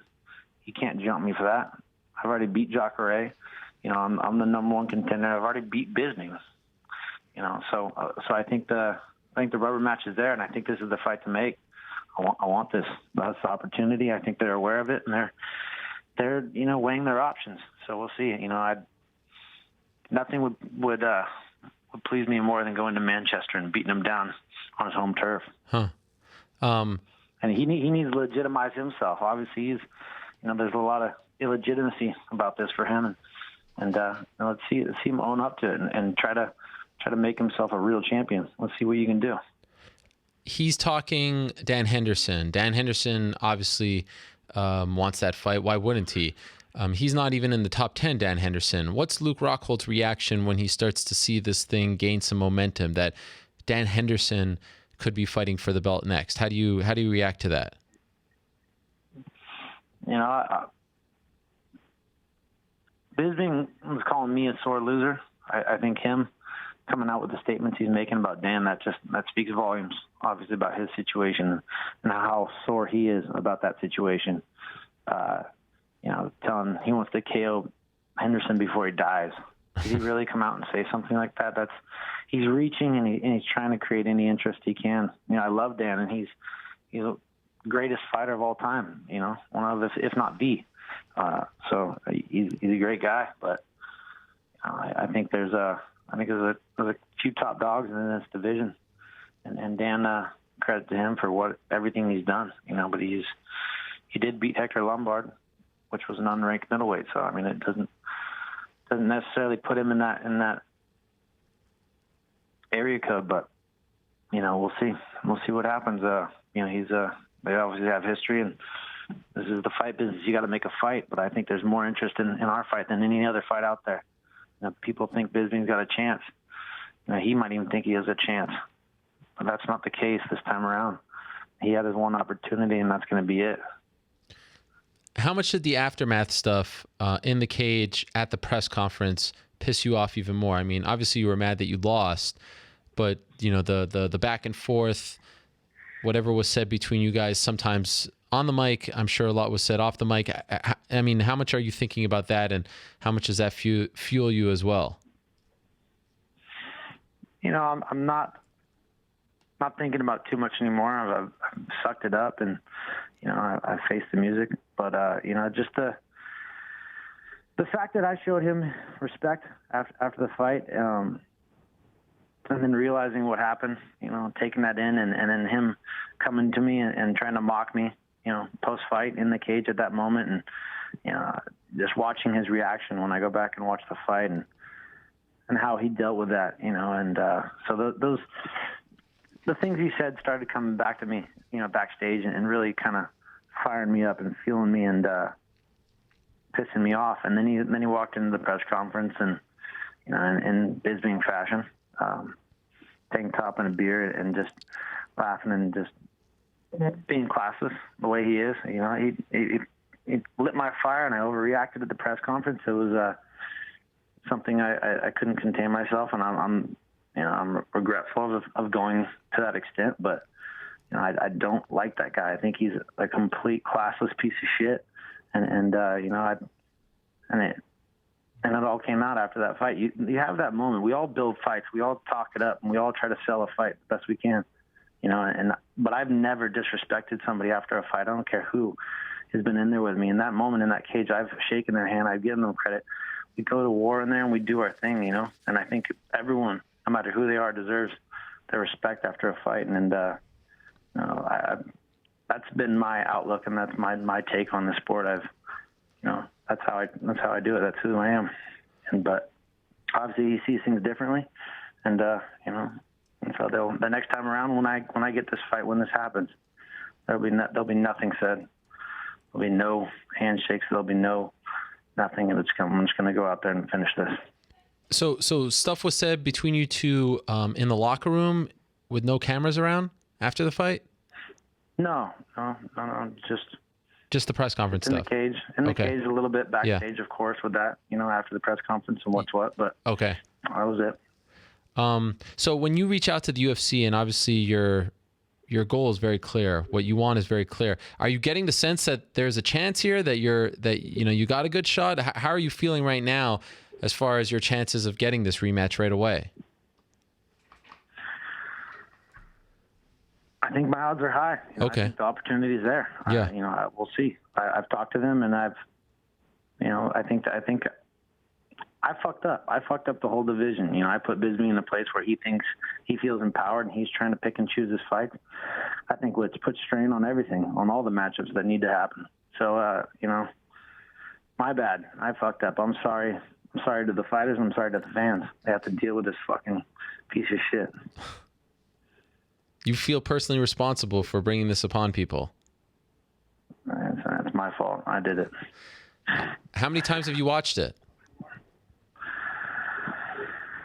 Not too many. Not too many. You know, I'd say 3 or 4 times. You know, I checked it out, and it's pretty obvious what happened, and you know, I can read the situation and see exactly what I did wrong, and I know my mindset going into it. Can you say? I mean, you've been called cocky and all these things by him and others leading up to this. Has this changed you? Do you feel like a different man? Do you feel like you've been humbled? Are you looking at things differently as far as your career is concerned now? Yeah, I'm gonna be myself. You know, I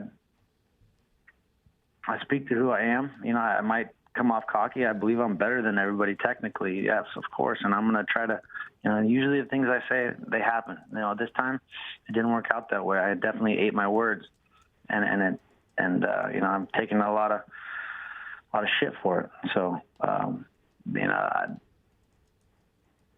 most things I say I do.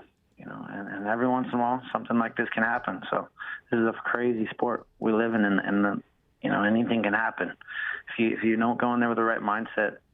And you know, this can, you know, this can come back in your face very quickly. You know, but the highs wouldn't be the highs without the lows. And sure. So you gotta build yourself up. You know, I've lost 2 other times in my career, and you know, I've found my way back to a world title both times. And this isn't going to be any different. You know, I will rebuild myself. I will better myself, and I will do what I need to do. I believe I'm the best guy in this division. You know, I just got to go out there and I got to fight my fight, and I got to be smart. You're known for getting right back in the gym, and of course, 2 of your best friends, Daniel Cormier and Cain Velasquez, are fighting on July 9th. Are you going to help them prepare for that? You know, Daniel always talks to me about how you're the best teammate in the world. You'll fly anywhere. You'll be there all week. Or do you need the time off, your knee, mentally, you know, health-wise? What are you planning to do for the next couple of weeks? I got to heal. You know, I got some bumps and bruises. Of course, my knee, I can't do too much. And getting in there and helping them, we got a great gym full of a lot of tough guys, and you know, I'd love to be there and I'd love to help them, but you know, I can't hurt myself right now. I have a couple issues, you know, so obviously I got hit and I can't get into too much contact. Got to be smart with that too. So my knee and a couple bumps and bruises on my body, but you know, I want to get back in there as soon as I can. And so I gotta look after myself and stay healthy. And then, you know, I'll be out there supporting them and trying to help them and give them, you know, some strategy on the side. Understandable. You got to look out for yourself. So Michael watches this show, loves this show. It's his favorite show. You know, as we say goodbye, what's the message to him? If you can speak to him, what's the message to Michael now as you try to, you know, rebound and get this rematch or this 3rd fight? The message is plain and simple. This guy can, you know, he knows what happened, and you know, he knows that's his only opportunity. You can run and run from this situation as much as you can, you know, and try to avoid all the fights and hold on to this, but it's not going to last. You know, face the music, try to be a real champion. If you want to be a real champion, go out there and let's fight me, fight one of the top guys, you know, but you know, I'm your route to being that true champion that you always wished you could be. You know, you can try to avoid this and you know, stack a paycheck or fight around the situation the best you can, but you know, I'm coming, and we're all coming for you. You better face the music. Well said, Luke. I appreciate it. Thank you for coming on. Thank you for speaking about all of this. I know it's not the you know, the easiest time in your life, so I appreciate it greatly. Get well soon, and good luck getting the fight. Looking forward to your return. Historically, you have come back very well from defeat, so I'm looking forward to seeing how you rebound from this. Yeah, thank you. I'll see you guys soon. Okay, there he is, Luke Rockhold, stopping by. Appreciate his time very much, and again, good luck to him getting that title fight, that 3rd fight against Michael Bisping. Okay, let's transition now. A lot going on, as I said, in the world of mixed martial arts. Let's bring in our very own Dave Meltzer to make sense of all this madness. He is joining us now via the magic of Skype. Dave, how are you? I'm doing pretty good. You know, with Luke on, it just really reminded me of what a bad couple of weeks it's been. You were actually the one who brought it up first. I saw on Twitter, you know, about Uriah Faber, Luke Rockhold.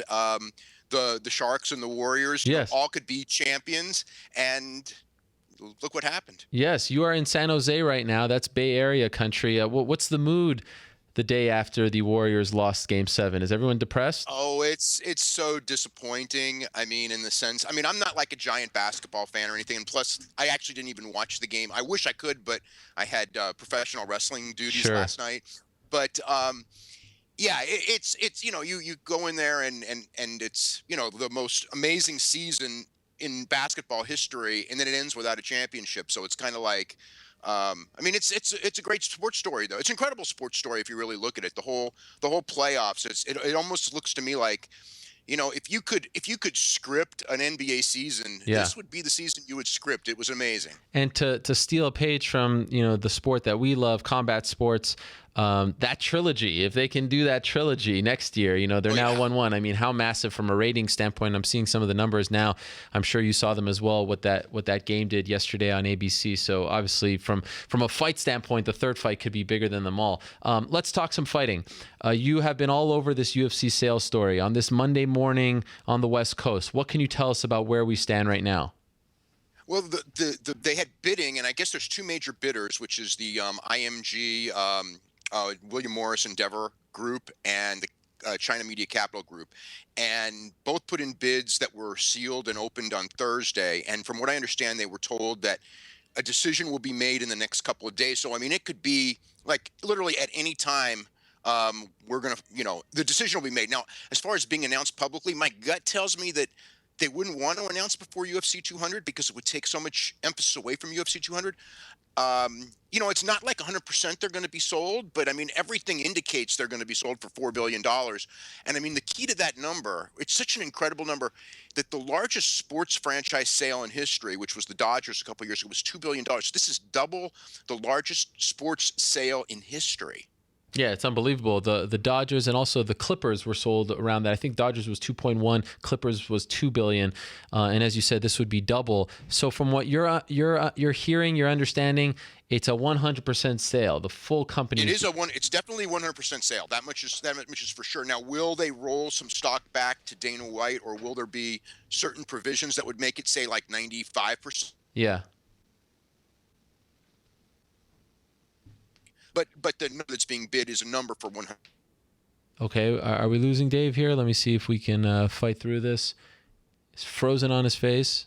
Maybe we'll have to reconnect with him because it seems like we did lose him. So in case you missed that, okay, we're going to call back Dave. It seemed like he said that it was a 100% sale, and the reports that I'm going to ask him about largely coming from him. Other people have been doing a great job, Jeremy Botter and a few others as well. Reports indicating that Dana would stay on, but Lorenzo and Frank Fertitta would leave. I mean, there's a lot. It's funny how many people are willing to offer up this information these days, especially about this particular subject. And it's important for me as a journalist to weed through the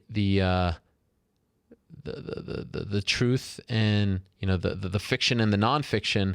But as I did, I believe, tweet on Tuesday, the sale was progressing, and as I said when Dana White was doing those media rounds around a month or so ago, that to me was very reminiscent of 2011 when the report came out in the Wall Street Journal that the UFC was close to a broadcasting deal with NBC, and then Dana did a bunch of scrums saying that was not true, and then lo and behold, that alerted Fox that they were close to signing a deal with NBC, and then Fox came in, swooped in, and signed the UFC to their new broadcast deal. When that report came out on ESPN.com, and then Dana went on all these big radio shows the next day to say, wink, wink, nudge, nudge, we are not for sale. That to me felt like they were on the goal line, and they wanted everyone to get their last bids in. They wanted everyone to start thinking about this seriously, because I don't think it was a good job of telling the world that they are not for sale. It was in many ways telling the world that they are for sale. That's the way I took it. And now here we are, it's coming to fruition, and it could be coming to an end rather soon. What this will mean for the UFC, what this will mean for the future of the company is impossible to determine, because we don't know who's sticking around, who's coming, who's going, what's happening. It's impossible. A lot of fans asking me, What does this mean for the fans? What does this mean for the fighters? We don't know. It's impossible to know. It's too early to tell. I mean, this is all very much new territory. As Dave mentioned, $4 billion. If it's $4 billion, double the amount of the highest sale of any sports franchise here in North America. I mean, that's an amazing amount of money, especially when you consider the fact that they bought the company, I should say, for $2 million. Think about that return on investment. Dave, I think, is on the phone. Dave, are you there? I am here. Okay, Sorry. no problem. I don't know what happened. Maybe it was someone out of Las Vegas that cut your internet. I'm just kidding. So are you hearing that if it's sold 100%, Dana White will stay? Because that's what the reports indicated last week. I only know that both companies that have bid want him to stay. I think it's very important for them that he stays. So I expect it's a question of making a deal, and I think he knows they want him, so he may be able to cut like a hell of a deal. But yeah, I mean, I expect when all is said and done that Dana White will stay, unless he's just decided on his own that he just wants to cash out and get out of the business completely. But it's not one of those things where they don't want him. I know that for sure. But Lorenzo Fertitta, who obviously is involved in the day-to-day, he would be leaving, right? That's what you're hearing? He would be leaving, yeah. Wow. Which is like an absolute stunner. But sure. I mean, I guess when you talk about that level of money, yeah. I mean, I guess I understand it, and he may have like another business, whether it's something to do with the NFL or building the stadium there or something sure. like that, that he wants to get involved in and move on to. But it feels so weird because to me, like Dana White and Lorenzo Fertitta built this business for 15 years, and they're kind of like, to me, inseparable. So it's kind of weird that like one of them will stay and one of them will be gone. Okay, I know I'm putting you on the spot here, but do you believe the UFC is worth $4 billion? You know what? I mean, it's such a really weird question, but when I really look at everything, I say no. I mean, it's like it just seems like such a gigantic number. But I think people are buying based on potential and based on opening up in China and what kind of money that can be generated there, and sports rights fees continuing to spiral. So I mean, the idea is in 10 years, would this be worth so much more? I mean, yeah, it could be. I mean, I look at the numbers and I look at they make over $100 million profit a year, or in a good year anyway. Last year they did, but $4 billion is so much money. Yes.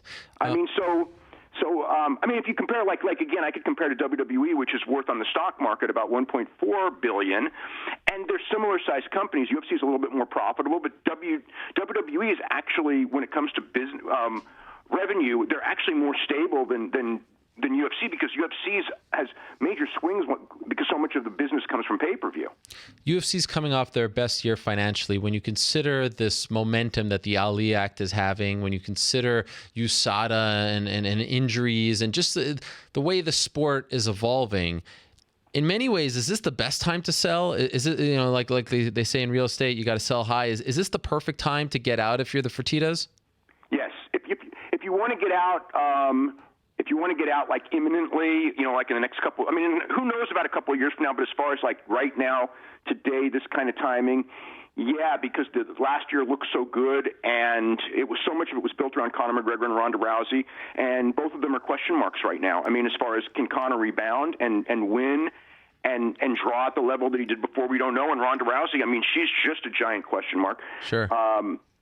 The other big question mark would be the value of the television rights, which is the key thing, and that'll come up in a couple of years.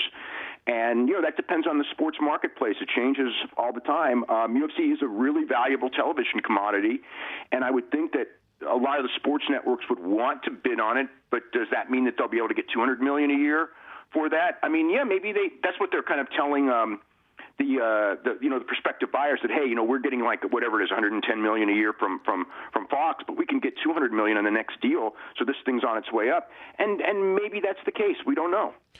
Why do you think a company based in China, I mean, obviously there's a big market there that's untapped, but do you think they will run it the same way, Vegas-based, a lot of the shows being in Vegas here in North America, the headquarters, which are under construction, the new ones in Las Vegas, do you think it will run the same way, just with complete different owners backing it, or do you think it may drastically change as well?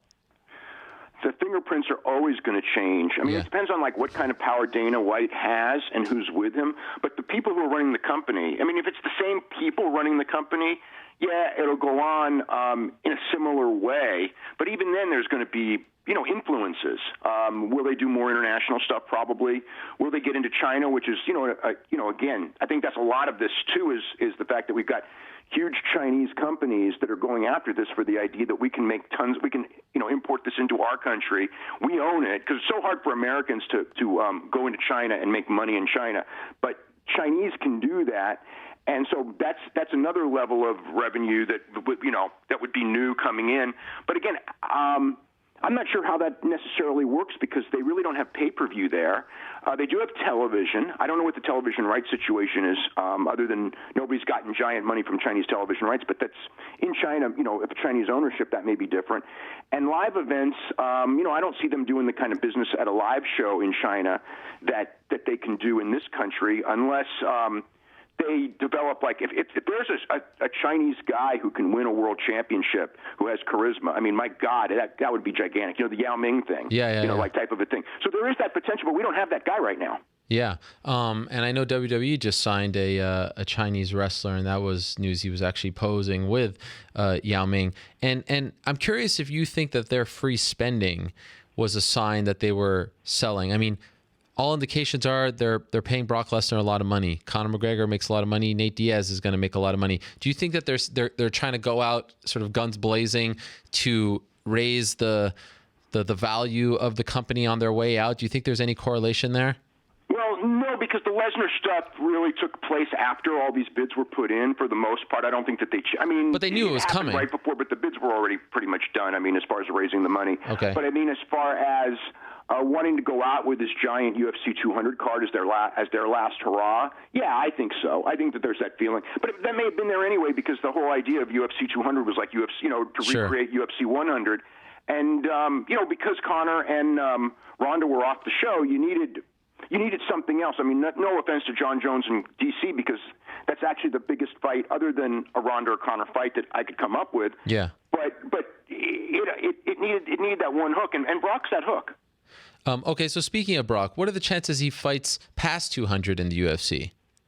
I think that really depends on how he looks. Okay. I think if he goes in there and he blitzes Mark Hunt, I can't imagine number one, UFC not wanting to get him again and put him in another high-profile fight, and I can't imagine him not wanting to do it for that same reason. If any of the stuff he says about feeling, that he missed out on his prime because of his illness during the period he was there and he has unfinished business. If any of that is true, if he can still compete at a high level, he's going to want to compete at a high level. But, if he doesn't do well, I would seriously doubt he'll ever fight again. Would Vince let him keep fighting, though? Would Vince? That becomes a real tricky game, really tricky, because let's just say Brock actually is phenomenal at this. I mean, it's hard to believe at 39, 4.5 years off. All logic tells you that what I'm about to say is not going to happen. But Brock does have a lot of charisma. If Brock goes in there and let's say he ground and pounds Mark Hunt, runs through him, maybe runs through one more guy and then goes for a championship, what's Vince going to do? I think that Vince in that situation is going to love the idea that he has someone like that on his roster. Plus, I think that Vince is probably getting a percentage of all this since Brock is his contracted guy. So I do think it benefits Vince greatly. I mean, but I think the risk is pretty high though, because again, I think it's really it's a lot to ask for Brock to beat a guy like Mark Hunt under these circumstances. I was absolutely stunned that was the opponent that they named. Yeah, definitely the toughest guy out there for him right now. Do you think, given his inclusion on the card, that 200 beats 100 as far as pay-per-view buys are concerned? The record is 1.7, correct? I think it's a little less than that, but okay. You hear anywhere from like 1.3 to 1.6. Okay. It really depends on the last week, and we don't have a Conor McGregor, we don't have a Nick Diaz, someone who just captivates people in the last couple of days. Brock could be that guy, maybe, if like everyone goes, and of course Jones and Cormier is a strong main event, but the thing is, okay, we already saw Jones and Cormier once, and they had, one of the greatest build-ups to me in the history of UFC. And it got to a certain level, but it wasn't at that level. Now, again, the other thing is, what does UFC 200 mean? Because I can tell you, like, just from a wrestling standpoint, when you have WrestleMania, and this is the closest, this is their equivalent to that just being the name of the show, sometimes people will just buy it just because, hey, this is the big show. I don't want to miss the big show. Yeah. So, if you're going to ask me right now, I think it's going to be in the same ballpark. But everything in UFC when it comes to these shows, it's really sold in the last week, so it's kind of impossible to really predict. Where do you fall in the Fedor Emelianenko discussion after seeing him compete on Friday, almost losing, almost getting knocked out by Fabio Maldonado, and having tremendous heart and coming back, whether or not you thought he won, whether or not the fight should have been stopped, he kept fighting for 2 more rounds. Do you still want to see him fight in the UFC? He said last week on this show he's closer than ever. Are you one of those who doesn't care to see him ever fight in the octagon at this point? Or are you sort of, like me, maybe a romantic, you want to just see it once, before his career's over, a la a Sting coming to WWE, if you will? Yeah, but that's a different thing because, again, it's scripted and you can protect. I'm not, it's not that, like, again, a couple of years ago I would have loved it. Even 2 weeks ago I would have, but I don't have a great feeling of seeing Fedor, against a top heavyweight after watching what happened with Maldonado. I'm not really a fan of seeing, legends that I really admire be humbled at the end of their career. Just the fact that he's never been in UFC, it's just not enough. If it was a different situation and I didn't have that knowledge that I have now, I might give a different answer. But no, I really don't want to see it, honestly. Wow. Would you like to see him retire at this point? Just stop fighting altogether? Yeah, I really would. Because it's almost like, he went in there with a hand-picked opponent and really should have lost the fight. At best gotten a draw. Sure. So, I don't like this, again, it's a weird thing because people need to make money, and that's just the reality of the world is that you have to, and he's a good fighter he's a fighter who can make money, and he's a national hero and everything, but this is a tough business when you're old and you're not as good as you used to be, and I really enjoy seeing guys get out early rather than late. I don't like to watch guys get knocked out by guys who, you watch and go, you know what, if he was in his prime, he would have thrashed this guy. And that's when I'm watching Fedor and Maldonado. I mean, I'm watching when he's down there and just getting beaten on, and I'm going like, Fedor in his prime, this guy wouldn't even be competition to him, and so it's kind of sad. So, yeah, I would like to see him retire. Yeah. What do you think about this Rory McDonald situation? He rolls the dice on himself. He plays out his contract, loses to Wonder Boy. Do you think he re-signs with the UFC? Probably doesn't have as much leverage, or do you foresee a Scott Coker trying to sign him? I don't know, because I'd have to figure out what Scott Coker wants and everything. I mean, if they're looking at another name, he is a name. He was just in a main event. He could be their champion. But, yeah, he rolled the dice and lost on this one. He could have really, if he had won the fight, he'd have the world at his feet because UFC wouldn't want to lose him coming off a win and being the absolute number one contender and, a guy who nearly, who could be champion, good enough to be champion. But now, I mean, if UFC doesn't need him, you know what I mean? I mean, it's like they can use him, and he is young, and there is the Canadian market, and he is the big Canadian star. He is still valuable, but his value definitely went down because of the fight Saturday. Do you agree with me that Wonder Boy should 100% get the next title shot after that win? Absolutely. Absolutely, without a doubt.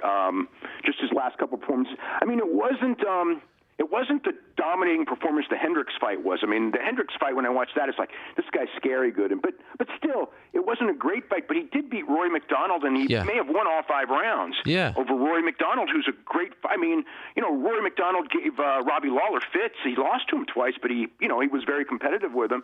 So, yeah, I absolutely think he deserves the next championship fight.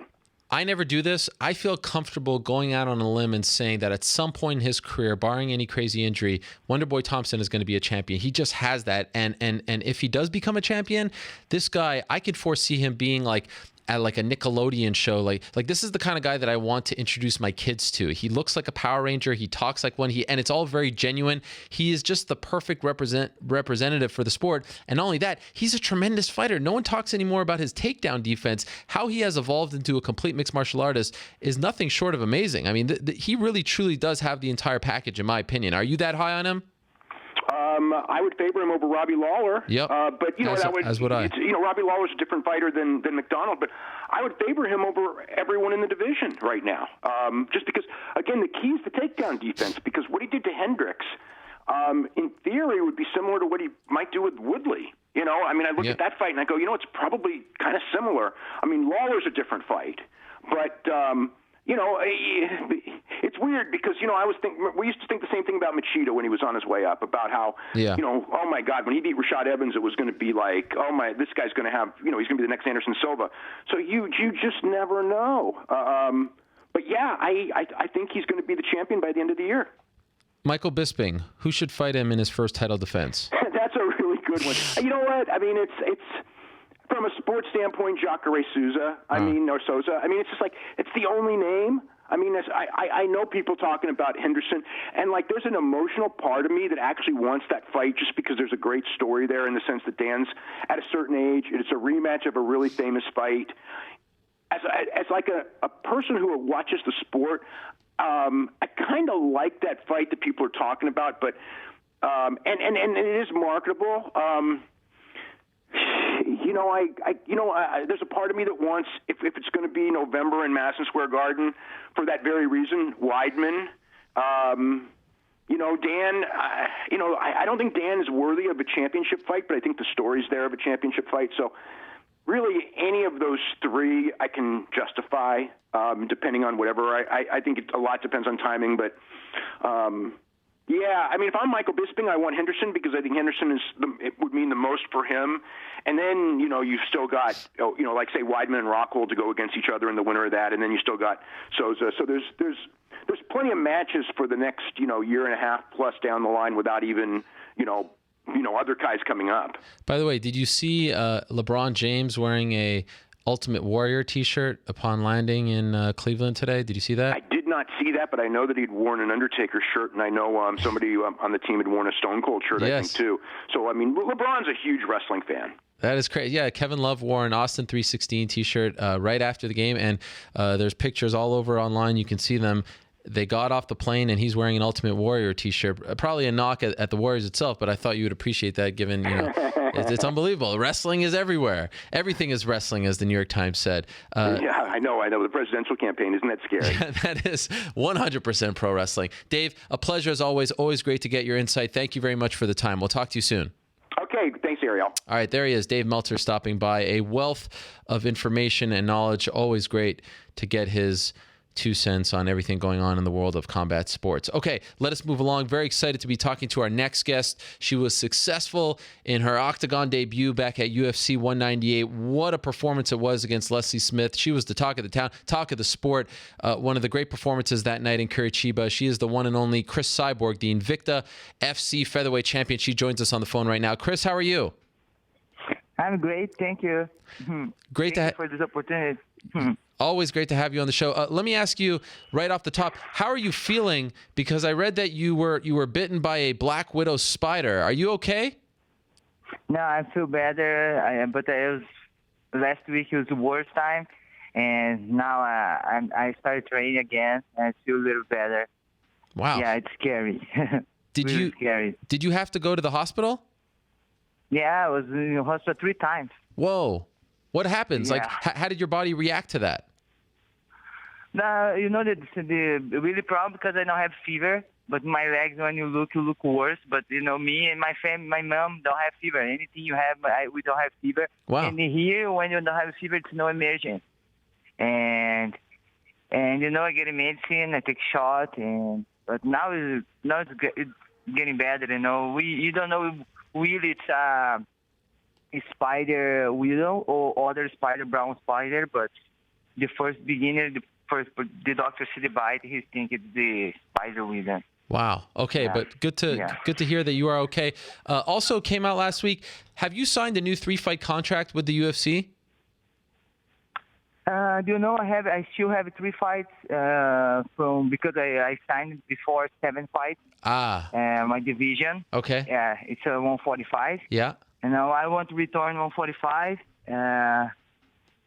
It's make 140 is easy. It's not easy for me. I needed to see how I feel after every registration. And my last fight, I feel good, but really fast this fight, me and the Leslie. And I'd like to make like 3 rounds for 2 rounds for see how they'll feel 140. But I have more couple fights 145. Okay, so clear something up for us, because after the fight at 198, the UFC came out and said that you were going to fight at UFC 201 in Atlanta against Jermaine Durandamy, and then you came out and said that's not true. Is that fight happening or not? I think this is too close, this fight. I really need time for make 140. I want to turn 145, but I think Invicta needs time for develop more contenders. And I'm open for, I want to make the biggest fight, in my career. And if it have to be 140, I accept, but I need time for make the weight, because, I was 2 years training for make 140. Uh-huh. Now I think it's getting better, but I was 2 years because 10 years ago I made 140 against Shayna Baszler. And if I make 140, my last camp, I run 50 miles every week. Wow. Every week, 50 miles. I had my ankle, my right ankle now. I had tendonitis. Oh. When it hurts bad, getting better, but because I have to run so much for make 140. But I can make 140 for make the biggest fight for all my fans, And I'm open for this, and I really don't know who next to be, but I'm already dying, I'm already training, and who will be ready for me, I'm ready. Do you think your next fight will be for Invicta or the UFC? I want to make biggest fight. Okay. I would like to turn 145, soon, but I really don't know what's going on. I think my manager will talk with UFC and then talk, and I'm start training already, and I have to just be ready. When people come, I need some 145, I'm ready. Or I need some 140, I'm ready. It was amazing to see the reaction that you got before 198 from a media perspective. You got more attention than any other fighter on that card, and when you won, everyone was talking about you, and it led me to start thinking, why don't they just make a 145 division? Why force you to cut 5 more pounds, a division that doesn't exist, just to prove some kind of point? Have you asked them this question? Make a 145 division. I'm a big star. People care about me, and I'll fight whoever you want. People can come up. Let's just do this. Why can't we continue this way? Have you had that, or you and your manager had that discussion with the UFC that you could just fight at your natural weight class of 145? I think a lot of years I'm asking for this, from a division 145, and then say don't have a lot of girls 145. I really think have a lot of girls, but then say it's hard to make one division 145 for now, and then open for me 140. Before then say impossible fight my FC. And I don't have any dream in my heart anymore about this, and I make this fight 140, and I think then I already open a little bit because then make a more super fight for me, and I feel very blessed about this because my city, I was not fighting my city almost 10 years, and I think it's very blessed. And when I fought Gina Carano, that was the biggest fight crowd in North America. Yeah. Watch this fight. And the Elite XC, Strike Force, was big event, but nothing like what UFC, did in Brazil for me. I think it's really nice. And my social media is really big as before I be in UFC, but I think UFC helped a lot to grow my name even bigger. And, I'm open for a big fight. And I would like, it'll be my dream, make my division 145 in UFC. Yeah. And, I this is my work, I have to be ready, make me sad don't have my division, but then open for me can possibly make 140 fights, and I can make a biggest fight, for all my fans. And ESPN say I'm number 1 pound for the pound in women's MMA, and I think if UFC wants to invest in women's MMA, I think I think I have to be UFC because it's a for growing women's MMA. And I'm doing this by myself for almost 10 years. And, but, I have just to wait and train and see what my manager tells talk to me later. I don't know. Cutting to 140, was it harder than you thought? Like, do you really want to do this again? When you think about it, say, man, I don't want. If you really think, I don't want. And because it's really hard, really stressful. you don't have any life. I love training. I train a lot, but for 140, it's worse because you eat a little bit, and you have to run every day. Man, I run every day, 6 miles in the morning, 6 miles in the nighttime, and they train MMA, train other arts too. And man, it's a lot of work. It's a lot of work, and that I'm very happy that I make it the first time on 40. I really scared to make weight, and I really don't want to embarrass my family, my name, my team, and my city. And it's a lot of pressure with my last fight. And man, it's no easy. It's really hard. And George Lockhart worked very good with me. It's 2 years for doing this, and I think we need time. Sometime for between this fight. Between on 40 all the time, I think is very good for my body. But, I have time for, relax a little bit and start again. After experiencing the cut to 140, do you think there's any way that you can make 135? No, I already take out this on the table, I already take out 135 for me. And I want to be in my division 145 and make super fight 140. And for now, in my mind, I don't have 135 in my mind. It's everybody watch my wins and see how I look like 140. Yeah. And everybody, you look nice. Yeah, I didn't make up. I make my hair. Of course, I look nice, but it's no easy. It's really stressful. And I stress not just my life, but everybody around me. Sure. You bad mood all day, and. Man, but it's my life. Everybody know what I'm doing, and yeah. But let's see if you have the biggest fight. 140. I want to do big fight in my career. I don't want to give up. And I want, of course, to grow in my 145, my division. And because as I make my event, I will have my Women's MMA for championship July 2 in Orange County. Oh yeah. And and you have all the girls, all divisions. And if it be amateur fight, I think, because I want to help growing Women's MMA. I'm 10 years I'm doing this. 10 years. Everybody say, Ronda Rousey started Women's MMA. No, I'm started before Ronda Rousey, Mm-hmm. She just starts fighting in biggest events. The people more look, a lot of people do watch it. But, man, I started a long time ago. And I wanted to open the door for other girls and have the opportunity for fight and to see what division they want to be. And because this will be all divisions, and it'll be July 2. Everybody want any information, watch my Twitter. Yeah. I've seen this on your Instagram. July 2nd at the Yost Theater in Santa Ana, California. You're putting on an event for amateur women's MMA, correct? Yes. Yeah, okay. Genesis. Well, yeah, very nice. Get Down Fights 22. You talk about big fights, Cris. Obviously I saw on your Instagram as well, you did the Running Man challenge with the Ronda Rousey face.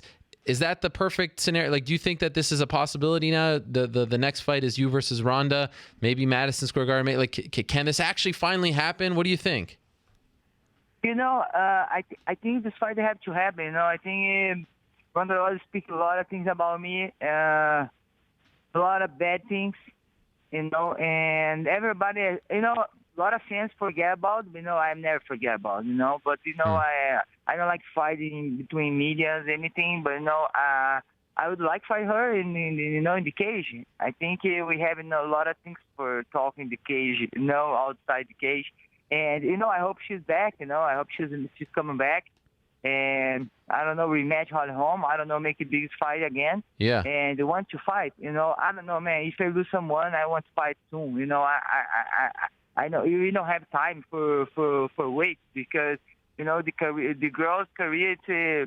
We athletes, it's no long time. A long time you can be a fighter and athlete. You have to get the opportunity and fight. I think it'd be an amazing fight, and all the fans don't see. I think it'll be the biggest fight ever. Me and Ronda Rousey, everybody want to watch. How come in the cage you didn't call out Ronda Rousey after your fight? Why didn't you do that? Because in the beginning, my manager told me the opportunity I had is this fight 140. It's just one time, and and I was, but we misunderstood, the night, but we began to think just this opportunity I had make 140 in Brazil. Okay. And because I back my division, and I really just training, and I know it's the first step is defense my belt, because as I said that, and because Ronda Rousey, she even don't fight, I think almost 2 years she out the cage, and I don't know. I don't ask for fight. I think the people and my fans and matchmaker, Sean Shelby and Shanna can make my fight for me. Okay, so you haven't asked the UFC, I want Ronda Rousey, let's do this. I will make 140 if you get me Ronda Rousey. You guys haven't made that offer? This is something you need to ask. I think sure. They already know this yes. is be biggest fight, women's MMA fight. Sure. I think I don't have to ask this. I think they know I'm not choose opponent. Then they know this, and they don't have to ask. They already know. But just so I understand you would be interested in making, or you would be willing to make 140 if it's a big fight like a Ronda or a Holly Holm. But some of these other fights, you don't want to go through the trouble if it's not a big fight. Is that fair? I know. I think because it's really hard to make 140. Yeah. And I would like to make super fights. Yeah. And if I want to keep my division, but if it happens super fight for me and my fans would like to watch this fight. Why not? I'm not scared for lose. I'm. This is my job. I always have to be ready for the battle, and doesn't matter. Make 140, 145. Now I did the first time 140, but it's really hard. Yes, but it have to be big fight. It have to be something special. In Brazil, really special because in my city, I'm 10 years I don't fight in my city, and because I accept the challenge. I very thankful for Leslie accept this fight for this dream come true, but I just really accepted this fight and make a lot of sacrifice, make 140 because it's in Brazil, Curitiba. And do you feel like that moment in Curitiba was one of the greatest moments, if not the greatest moment of your life? Like just being home, UFC finally winning that way. Is it fair to call it that? Really special. I think all the fans in Brazil. It's to my heart, when I go inside the semi-normal, I walk in the cage, semi-normal, I walk in all my fights, but I feel really different, all the fans and the crowd and the crazy and say my name and my mom over there, my dad over there, my brother, my family, my friends, all people when I start training, I watch my first punch over there. Wow. It's really special. Yeah, really special. And of course, it'll be my heart and the hearts of all my fans over there. I think it'll be really special. And I think all the people share it with me, be UFC, because everybody will look with me in my career and how much I sacrificed my life and my training, everything, and overcome about the doping and it'll be UFC. And, in Brazil, it's amazing. It's amazing. Two last quick questions. First, why do you think they put it out there that you were fighting De Randamie on 201? Do you think that they were trying to put pressure on you to accept the fight? Why do you think that came out? I really don't know. This time I think they didn't say it's they want to do. I think because it's the strike girl. They don't say this fight really happened, but I think they didn't want to do this fight because it'd be two strikers. Didn't think it'd be an amazing fight. But I don't think, sure. Then, something then want to do, I think. Okay, and if you could predict for us, when and against who do you think your next fight will be? Do you have any kind of prediction? The biggest fight will happen now this 2 months. Holly Holm, Michigan State. Yeah. And I think he probably will fight after this fight. Okay. And let's see what's happening. Let's see who wants to fight me. Misha says she can fight me 140. Yeah. Let's see. A lot of people like to say, but no one signed the contract. Nobody signed anything. But I'm waiting. And see who next 140 and 145. I don't know. Doesn't matter. I just start training. Spider bite making me stronger than before. And yeah, I will start training. I'll be ready. And diving too, and let's see what's next. Not only are you, what my fans want to watch. Yeah. Who my fans want to watch my next fight? You know, put Twitter, ask for the night, Shanna, and put for me who you guys want next. I'm ready. I'm pretty sure I know who they want you to fight. We'll see if it happens. Not only are you a cyborg, now you're a Spider Woman as well, which is a scary thought for your opponents. Cris, congratulations on the big win. It was great to see all the love and attention that you were getting from the media, from the fans and everything. Very much deserved. Thank you for coming on the show. Thank you for clearing the air. And I'm happy to hear that you're okay after the spider bite. Obrigado. Thank you very much, and we'll talk to you soon. Good luck. Okay, thank you, Ariel. Thanks for the opportunity. You know, we know a long time ago. I know you interviewed me a long time, and you know, God bless you. Thank you for the opportunity. Thanks for all my fans. Always. Thank you so much. There she is, Cris Cyborg, stopping by. Great stuff from her. As always, great to get her perspective on where she is or when she is going to fight, what weight class against who. A lot up in the air. Doesn't appear right now that she'll be fighting at 201 against Germaine Darandami. And who can blame her? Getting down to 140 is just, it's a nightmare. It's really tough. You need big fights to get that motivation to go down. I just think they should make the 145-pound division. Have a dominant champ. Have her kick some butt. You know, have people come up if they want to fight her. Get that attention. Get that money. And if they can't, now you got someone kicking ass at 145 and establishing that division. The problem isn't the dominant champion, in my opinion, and especially one who can draw. Clearly, she can draw. The problem is if you don't have a dominant champion. They have the dominant champion. And they have enough people who are comfortable fighting at 145, in my opinion, who can sustain that division. We thought that 135 had no future with Ronda. You know, she was just too dominant. And look what's happened now.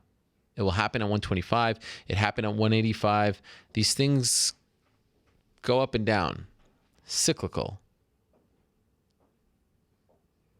And to me, it would be a shame from a UFC perspective, from a business perspective, to miss out on having her on the roster, having her on your cards, considering how big of a draw she is. She's a draw. People care about her.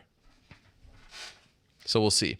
Okay, let's do Y'all Must Have Forgot. Take a quick break, and then we'll regroup, talk to New York Rick, answer some questions, and then in around 60 minutes from now, we're still going to be joined by George St-Pierre, so don't go anywhere. We got plenty of show left. This week, of course, we're thinking about a big card this weekend, June 24th, Mama Knows' birthday. Bellator is celebrating my mom's birthday by putting on Bellator Dynamite 2, and of course it is headlined by Rampage Jackson versus Satoshi Ishii. Rampage was on the show last week. We are good. I'm working on getting him the $1 million and the girlfriend back. Also notable on that card, it's the Bellator debut of Matt Mitrione. Matt Mitrione fighting on that card. How about that? So I wanted to look back at his UFC 119 win, our post-fight interview, September of 2010. He wins in his home state of Indianapolis, or I should say Indiana. The fight was in Indianapolis at the Conseco Fieldhouse. And if you recall, on national television, he fired his manager, Malki Kawa. And this got him a lot of attention. It got Malki a lot of attention as well. I caught up with Matt after the fight, talked to him about that, talked to him about the win over Joey Beltran. And you can kind of see, you know, he was still working out of the shadows of the persona that had been built on Tough 10. On Tough 10, he was known as the crazy meathead guy who heard voices. People weren't really quite sure. He was kind of known as a meathead, like a jock, if you will.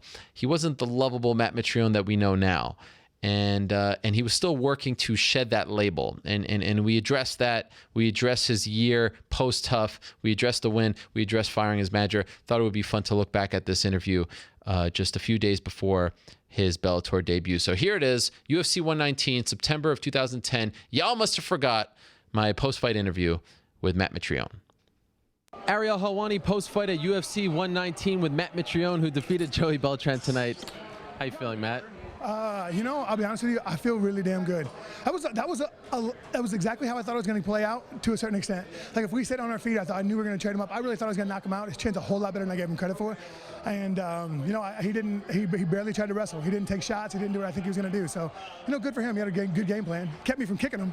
It's amazing just to watch you out there after what we saw on Tough. I mean, the way you were so active on your feet, switching stances, throwing some kicks as well. I mean, really, you've progressed in front of our eyes. Do you feel as though you sort of lived up to your expectations in this fight?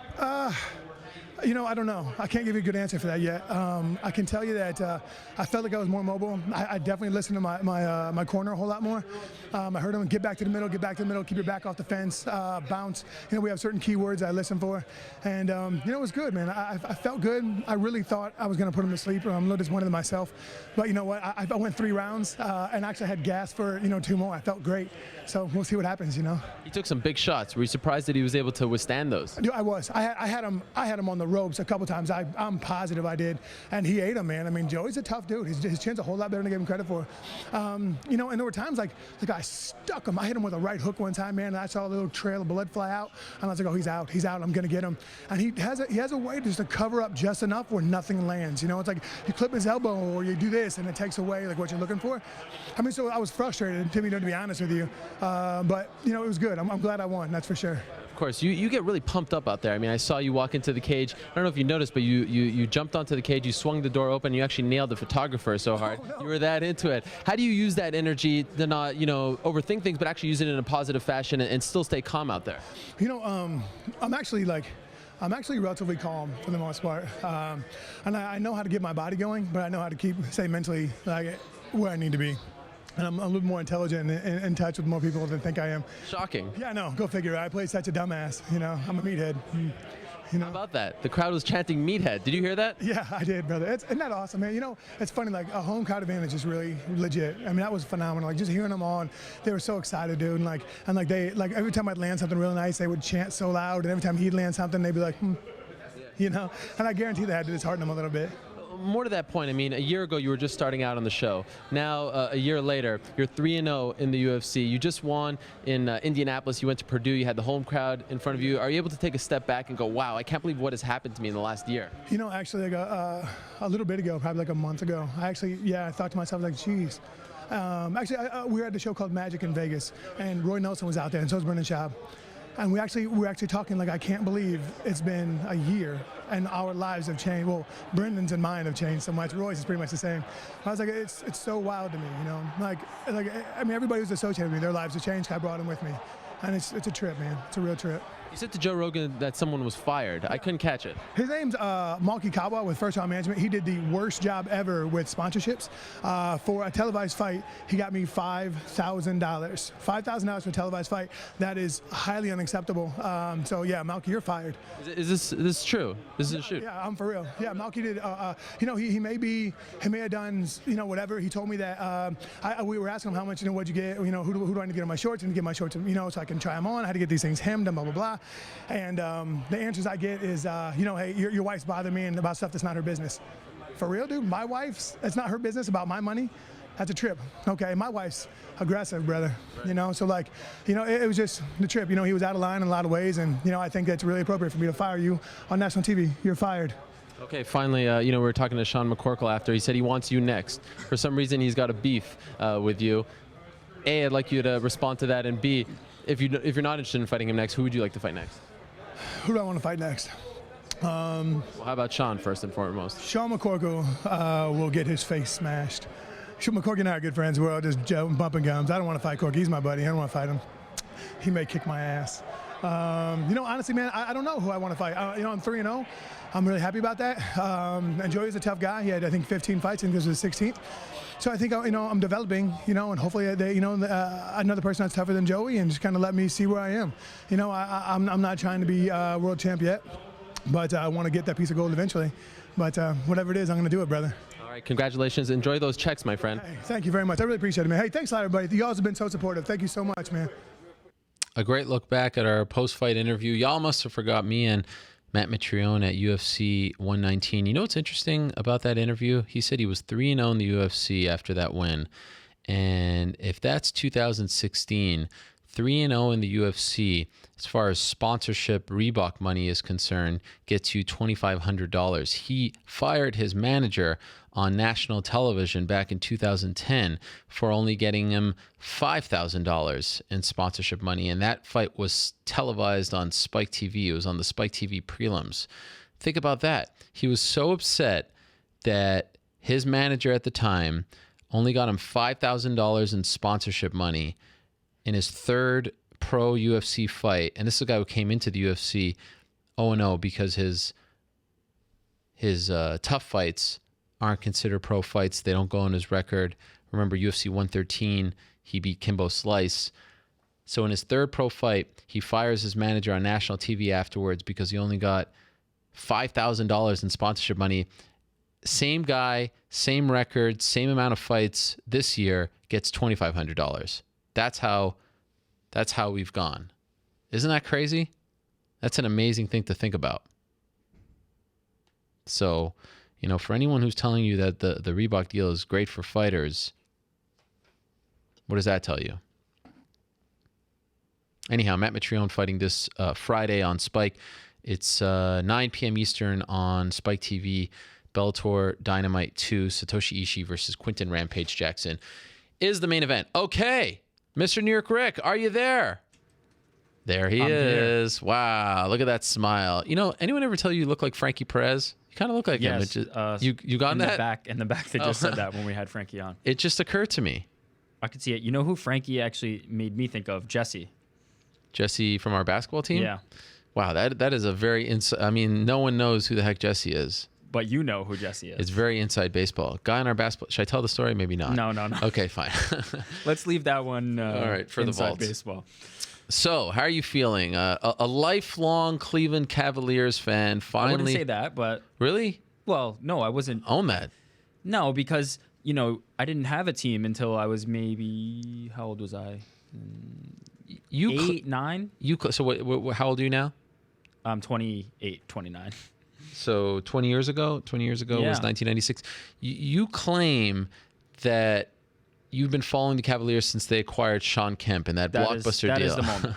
Not LeBron James in 2003. No. You're going back to the black jerseys with the blue thingy. Yeah, black jerseys, Terrell Brandon in the You're not going crazy and saying you were there when Jordan hit the shot over Elo. You know who Craig Elo is, right? Stop it. Okay. You're not claiming that, but you are claiming that you were there pre. What we're trying to establish is that you're not a bandwagoner. Hey, you can. No. I'm not being a dick here. I'm establishing this for your own, for your own sake. For some people, that won't be enough. Whatever. Screw those people. You have to be, So you've seen the ups and downs. What was it like? Take us inside the. I've never experienced a championship. I don't know what it feels like. I'm envious. Now, I'm not speaking from the perspective of somebody who lives in Cleveland. Sure, but you're a fan. No, but I think it's important to frame it because I don't follow the Indians. I don't follow the Browns. I don't have any other sports teams. Enough. I literally have the Cavaliers and fighting. That's all I have. I don't follow the Yankees or any of the local teams. I don't follow the Cleveland teams. None. So for a Clevelander who's, dealing with the Indians, would they lose a World Series in like 97, 97, I think? yes, Jose Mesa. And the Browns sucking every year. Sure, well. They've probably, gone through it a little worse than I have. That said, LeBron has taken this team to the precipice many times and not been able to get over the hump. And there was no moment where I expected them to win. I kept feeling like something terrible was going to happen. Last night or the entire series? For every part of every minute of every season. Wow. I feel like something is going to happen and they're not going to win. And I imagine that feeling is amplified in the city of Cleveland. And they got it done. And I was pacing around my house, and it was 11 at night when the game was really in crunch time, and I was worried about waking up my neighbors, but I just couldn't stop pacing. I've never been that nervous in my life.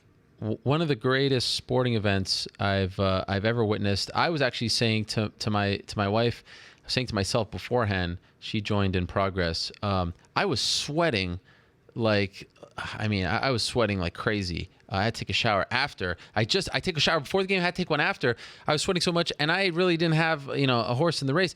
If my favorite team was in Game 7, and it came down to that, of course, the Knicks were in Game 7 in 1994, but it wasn't as close of a game. I think I may have had a heart attack. I was so nervous, and wasn't. And I have to say, and I know you think that I'm a hater or whatever. I am in awe of what LeBron James did. That block will be replayed forever. That's one of the greatest examples of athleticism I've ever seen in my life. For him to jump from where he jumped, his head almost hit the rim. It was truly, it was unfathomable what he did, and it almost feels like the state propelled him to block that Andre Iguodala shot.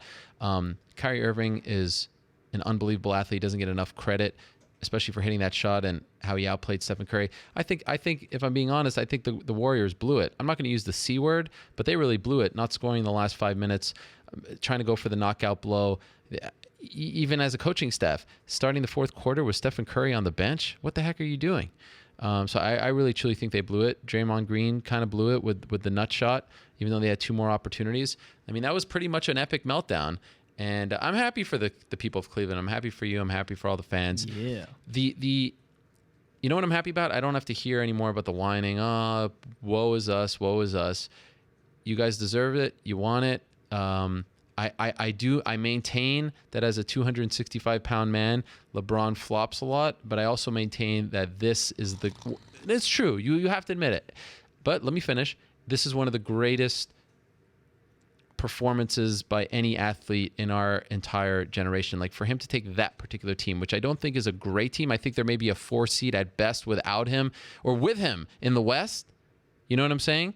For him to propel them to that is nothing short of amazing. Anyone who wants to hate him and make a career out of hating him and throwing shade, as the kids say, is absolutely ridiculous.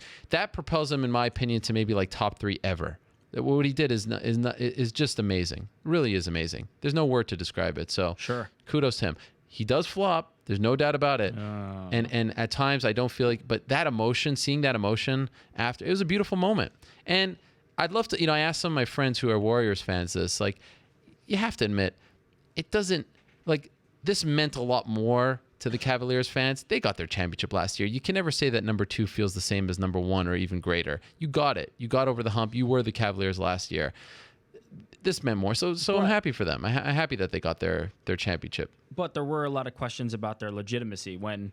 No, who thinks that? Oh, there were plenty. When Kyrie and Kevin Love were not in, it was... And LeBron essentially won 2 games on his own. It was, well, they beat LeBron and a bunch of nobodies. And now come next year, Kevin Love and Kyrie are healthy, and they did get it done. So I think that there are legitimate questions about... That all fuels for next year, right? I mean, I can almost guarantee that Christmas Day, that game is going to be Warriors at Cavs. And this is the greatest thing. No one wants a rivalry that's 2-0 for one side. Now it's 1-1. This is tremendous. I think the Warriors. This is our Rockhold Bisbing right here. This is great. Yeah, I mean, sort of, definitely bigger, but. Yeah, you bring up a great point, but you can also bring up the Draymond Green stuff. You could bring up Andrew Bogut getting injured, which doesn't get talked about a lot. So there's a lot of factors on both sides. They were up 3-1. It's never been done before. LeBron to win a championship in Cleveland is a greater feat than what he did in Miami. I don't think he leaves. I think he celebrates this for a year. I think he tries to go for 2. It's all gravy now for him. But to do that with this squad, and to come back from that deficit and then poking the bear and calling him a baby and all this stuff, I mean, wow, what drama. It was unbelievable. It was really something else. I think you're owed some congratulations here. Because my Cavs won? Well, you're no Daniel Cormier, but no, your Toronto Raptors lost to a champion. Oh, that's right. That's good enough. Stop it with this. Why do you perpetuate this myth that I'm some bandwagoner? The former Knicks J.R. Smith, Amon Shumpert, and Timofey Mozgov are now NBA champions. That's right. That's a feather in your cap. When Iman Shumpert hit that 4-point play, I know it was early, but I said to myself, "Wow, this is going their way." Iman Shumpert doesn't make those kind of shots. J.R. is a love-hate relationship. He was responsible for our best year in 15 seasons. He was very emotional afterwards. His heart is in the right place. Just somewhat, of an erratic, unreliable player, and he clanked a big one towards the end. But I don't have hate in my heart. I will say this: I do believe, and they'll never probably admit it, and a lot of class were shown by Steph Curry afterwards. I thought even Draymond going up to them. But I will say this: I do believe that going for 73 wins was a big mistake. Of course, you want to try to win them all, but every game towards the end was Game 7 in the NBA Finals. They really put it all on the line. I think they ran out of steam and witnessed the fact that they went 9-9 in the playoffs. They lost 3 in a row for the first time since November of 2013. Lost 3 in a row for the first time since Steve Kerr joined the team as coach. I just think they ran out of gas. And other things and other things came into play. There's no doubt about that. But I think that pushing too hard in the regular season, if they would have settled for 62 to 65 wins, I personally think they win the series. I think they just ran out of gas. They pushed themselves too much. They didn't go on vacation in January for 2 weeks with Dwayne Wade. Yeah. You know what I'm saying? Maybe they should have. They should have. I think it was a mistake. You're making this very hard to enjoy because I'm sorry. You're giving too much credit to the Cavaliers. It's the truth. And I love basketball. And pretending that you don't hate LeBron James I deep don't. down in your soul. I've never hated him. I've always had respect. I don't like when he flops. And of course, he beat my Knicks twice in the playoffs. I mean, you have to understand where I'm coming from. I mean, that's not really. It was very one-sided. Yeah. So of course we had this bet, and now here's the truth. And I told you this last night. Sure. After the whole thing happened a couple weeks ago, I meant to tell you I was confident the Warriors were going to win. You're damn right you were. Of course. And by the way, I never make bets. I don't bet ever. True. I've never bet on the Knicks. I don't bet on anything. But I got sucked into this game for some stupid reason. And I meant to tell you afterwards that, I think they were actually up 3-1 at the point, or maybe 2-1. Yeah. No, they were up 2-0. They had won 2 games, because they won Thursday before 199 and then the Sunday after. I didn't watch. I think I started watching. I started Game 6. I watched Game 1, but then when everything happened, my life turned upside down. Anyway, I meant to tell you that the deal was off because I just didn't have the heart. I didn't have the appetite for you changing your Twitter and all that. It just didn't feel right, and I didn't do it. And then it was too late. And now here we are. So what are you going to do? What's the repercussions here? I think the fairest thing. Yes. And I respect and understand where you're coming from there and what you're saying regarding. It's just not it's not a time for silly games. It's And I will also say, God is my witness, but this is going to come across as the weakest shit ever. If they won, I was going to come on and say that I'm not going to make you do anything. I'm just saying that. I'm just telling you that. Well, then I think the fairest thing to do is. But I'm here to take it like a man, whatever it is. I think the fairest thing to do would be to let the people decide. Oh, here we go. That is not the fairest thing to do. They're going to come kicking me in the butt, in the balls. The people will turn on me. The people showed you overwhelming support. Okay. Haven't I been through enough? And now we'll see if the people. Haven't I been through enough? It's been a very stressful month. Look, we can make this easy on you because can I get a Mark Price jersey? You're showing so much love for cool? LeBron James right now. I think it would be wonderful for you to really express that and wear a LeBron James jersey. Now, this is what I wanted to do. I wanted to order a custom 5 Cavaliers jersey and put pipe for J.R. Smith on the back. But I think that you would enjoy that too much. So that's why I'm leaning. No, I actually would be embarrassed by that. Are you kidding? I'm leaning toward father. the LeBron route. But I think, maybe there's time to change my mind or let the people know. But let's leave this on the hook for a little bit. Okay. All right. Okay. Well, anything else you want to say about this game before we get back to the real stuff? Go Cavs. Okay. We did it. You did it. Mazel tov. Congratulations. This guy here, Chris Manning, of your website. Oh yeah, Fear the Sword. Fear the Sword. Shout out to Fear Ariel the Sword. wear a Cavs jersey on the pre-fight show in Cleveland. I mean, the people are speaking. People are speaking. They're putting the ideas out there. That Nike commercial, by the way, where they that was great stuff. It's a beautiful thing. I am envious. I am jealous. I want to experience this. There's no hate here.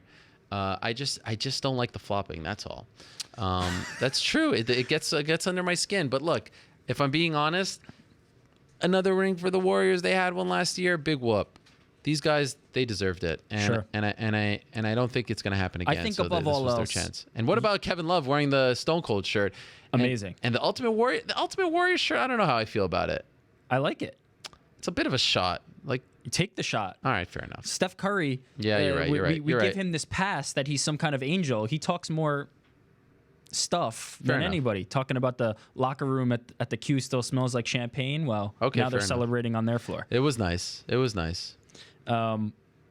We'll do a Kevin Love for Carmelo trade, and you'll win a championship. You want with that? Kevin Love. Oh, I want Carmelo. What does Carmelo Anthony think about all this? I know we have to wrap, but come on. I mean, he sees his boys winning. I mean, Mozgov, not his boy, but J.R. Iman. I mean, and you know what? I love Melo. By the way, I had a dream last night. I forgot to tell you this. I had a dream that I had dinner. I went to a Chicago steakhouse I don't know why we were in Chicago and why we went to a steakhouse. I don't really like steak with Kristaps Porzingis, and he assured me that we will get it done. He predicted it. And then we started talking about UFC 200. It was nuts. I was wearing Porzingis socks. His brother came up to me and he said, I hear you're a big fan. I'd like you to meet someone. And it was him. And we sat down and we had a whole meal, and he promised me. It was amazing. All kinds of emotions going on. This could happen. This could happen. It's coming, November, and then... What's November? UFC in New York. Oh, you think he's going to be there? I mean, Kristaps front row. Maybe not front row, He's because a big people fan. can't see. He's a big fan. But yeah, maybe back row for old Kristaps. Back row at MSG? Are you nuts? No, you can't see over. The point that I was trying to make was, or as Rappaport would say, Latvian. Yeah, the point I was trying to make was, like, I go on Twitter and I see Melo just tweeting this stuff like, set your goals high and don't stop until you get there. And I'm like, aren't you a little bit embarrassed to be putting this out there today? You know, I mean, and look at the comments. Just like, let's do something. Jeez. It takes Phil Jackson 2 tweets to get his congratulatory tweet out right, and he puts a typo in the second one. Maybe it's another commercial where he's wearing his rings and typing it wrong. Should Stipe Miocic be involved in the parade? 100%. Not even. He should be the what do they call that? The master of ceremonies. Yes. Not only should he be involved, okay, he should be involved. We have established that. Obviously, we agree on that. He won't be involved. You don't think so? I don't feel like they're going to give him the credit. Also, a big wrestling fan. You throw him, you know. Oh, it'd be incredible. Yeah. He could be the hype man. He could be the one like getting everyone excited and everything. And clearly, they got love for wrestling and fighting and all that stuff. I mean, James has been to. They need Stipe. That would be something. Wow, UFC 203, and good on the UFC. Their tickets are going on sale. Everyone's in a great mood this week. This could not work out better for them. How about that? All right, to be continued. But let's talk some MMA. Okay, what do we got? Fedor versus Maldonado. Yes. What are your thoughts on the fight between Fedor and Fabio Maldonado and the controversial decision made by the judges? First of all, do you think it was controversial? Yes, it should have been a draw. Do you think do you agree? Absolutely, it was a draw. Clearly, 10-8, 10-9 for Fedor, 10-9 for Fedor. Do you think the way this fight went will have any impact on potential of us seeing Fedor in the UFC? No, because I still believe that everyone who's saying they don't want to see him in the UFC will watch him in the UFC. I believe that a lot of people didn't watch that fight on Friday. One thing you have to remember is that Fedor isn't as big of a draw here in the United States as we may think he is. Historically, he was not a draw on pay-per-view. And yes, I know those Pride fights were on in the middle of the night, but you know he's never been a tremendous draw stateside. That being said, I think that they will try to sign him. I don't know if it'll actually happen. I don't know if they're playing footsie or whatever, but I think they will try. And I don't necessarily think that this hurts him very much. It might hurt his leverage, but I don't think it hurts his chances of fighting the UFC. It should have been a draw. It was very close to being stopped, but I don't think it should have been stopped. It should have been a draw, though. There's no doubt about that. It should have been 28-28. That was a 10-8 round if I've ever seen one. You don't think it should have been stopped? I thought he was pretty much out. It was close, but he fought through it, you know? Well, I think I'll say this, though. I hate when people say, well, he came back. That's not a justification for, the idea that fight shouldn't have been stopped. The idea isn't to knock somebody completely unconscious, and then if they can fight the next 2 rounds, they were okay. That's not how that works. I thought it should have been stopped. That said, as it continued, the score was clearly a draw. No doubt about it. He still has that something that people are attracted to, and in this day and age of trying to put together fun fights, he was actually fighting pretty darn well early on. I think he got super sloppy. Josh Gross mentioned something on Twitter that I thought was very much on point. And by the way, check out his new book, Ali versus Inoki. He was on the beat last week. It's a great book. I started reading it this weekend. It's really super interesting. Once he started to become this headhunter where he was swinging for the fences, and it really started to happen post-Pride, everything started changing for Emelianenko, and that's what happened in this fight. He started swinging for the fences, leaving himself open, and Maldonado caught him. And then he was on wobbly legs. It was surreal to watch.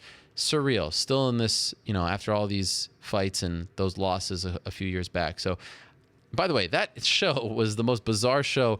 It lasted like 3,000 hours.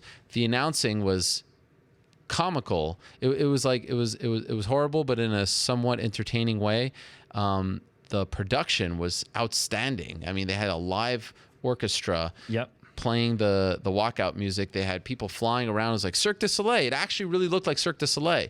Wow, I can't imagine how much money they pumped into that thing. So EFN is trying to come to the United States. To be honest, I wouldn't be surprised if they try to do a deal with Mikhail Prokhorov and do a show here at the Barclays Center and try to put Fedor on that show if he doesn't sign with the UFC. I think that would do well given the Russian population here in New York. Think about how well he did in East Rutherford a couple of years back. But man, I don't know how can they afford all that? Jeez, what a show. Something and more else. importantly, who are they going to give him to fight? There's always going to be someone. I mean, this one was a risky one. It ended up not going so well. You have Fedor fighting in New York for the first time. You could put him in there against Jaideep Singh again. So we'll see. He says he's closer than ever. Okay, this event was on Fight Pass. So let's look at Fight Pass overview. 2 years into it now. Yeah. What do you think about the product, versus how you thought it was going to be initially? Essentially, give us your thoughts on Fight Pass, where it stands now versus your expectations initially. I think it's an amazing product. They actually redesigned the app and the website this past weekend, which was very smart to line up with the Fedor fight and the Ottawa card on Saturday. The app is a million times better than it once was. The website is better as well. I think it's moving further along quicker than I thought it was when they announced it. Famously, as Ant Evans likes to say, I scored it a 10-7 for WWE because they both announced their new VOD services around the same time. I thought the UFC announcement was clunky. It felt thrown together. The cards were underwhelming. It just wasn't, the product wasn't great. There wasn't the library, the search function. We could go on and on. They've cleaned it up. They've hired a brilliant mind in Eric Winter. I'm a huge fan of his. Just go look at his Twitter. The guy is answering everyone personally, even people who aren't writing to him. He goes in there and spends all his time answering the customers. They've purchased all of these organizations to air them live, whether it's Cage Warriors or Invicta or EBI or Glory or EFN. They've put almost there's a live show almost every weekend. Kombache, all that stuff. The library is great now. The prelims are way better. Sometimes the prelim fights are better than the FS1 fights.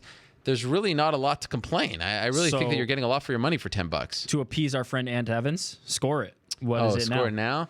I mean, I was scoring it UFC to WWE, and I don't watch the WWE Network. Okay, that's fair enough. So do you watch it? You used to have it. I used to have it. I don't have it anymore, so I can't say. I don't know. I mean, they do all their pay-per-views now there versus what I saw when I did use it, I'd say it's at least as good, if not better. And because I like the content more, obviously that gives it a bit of a boost.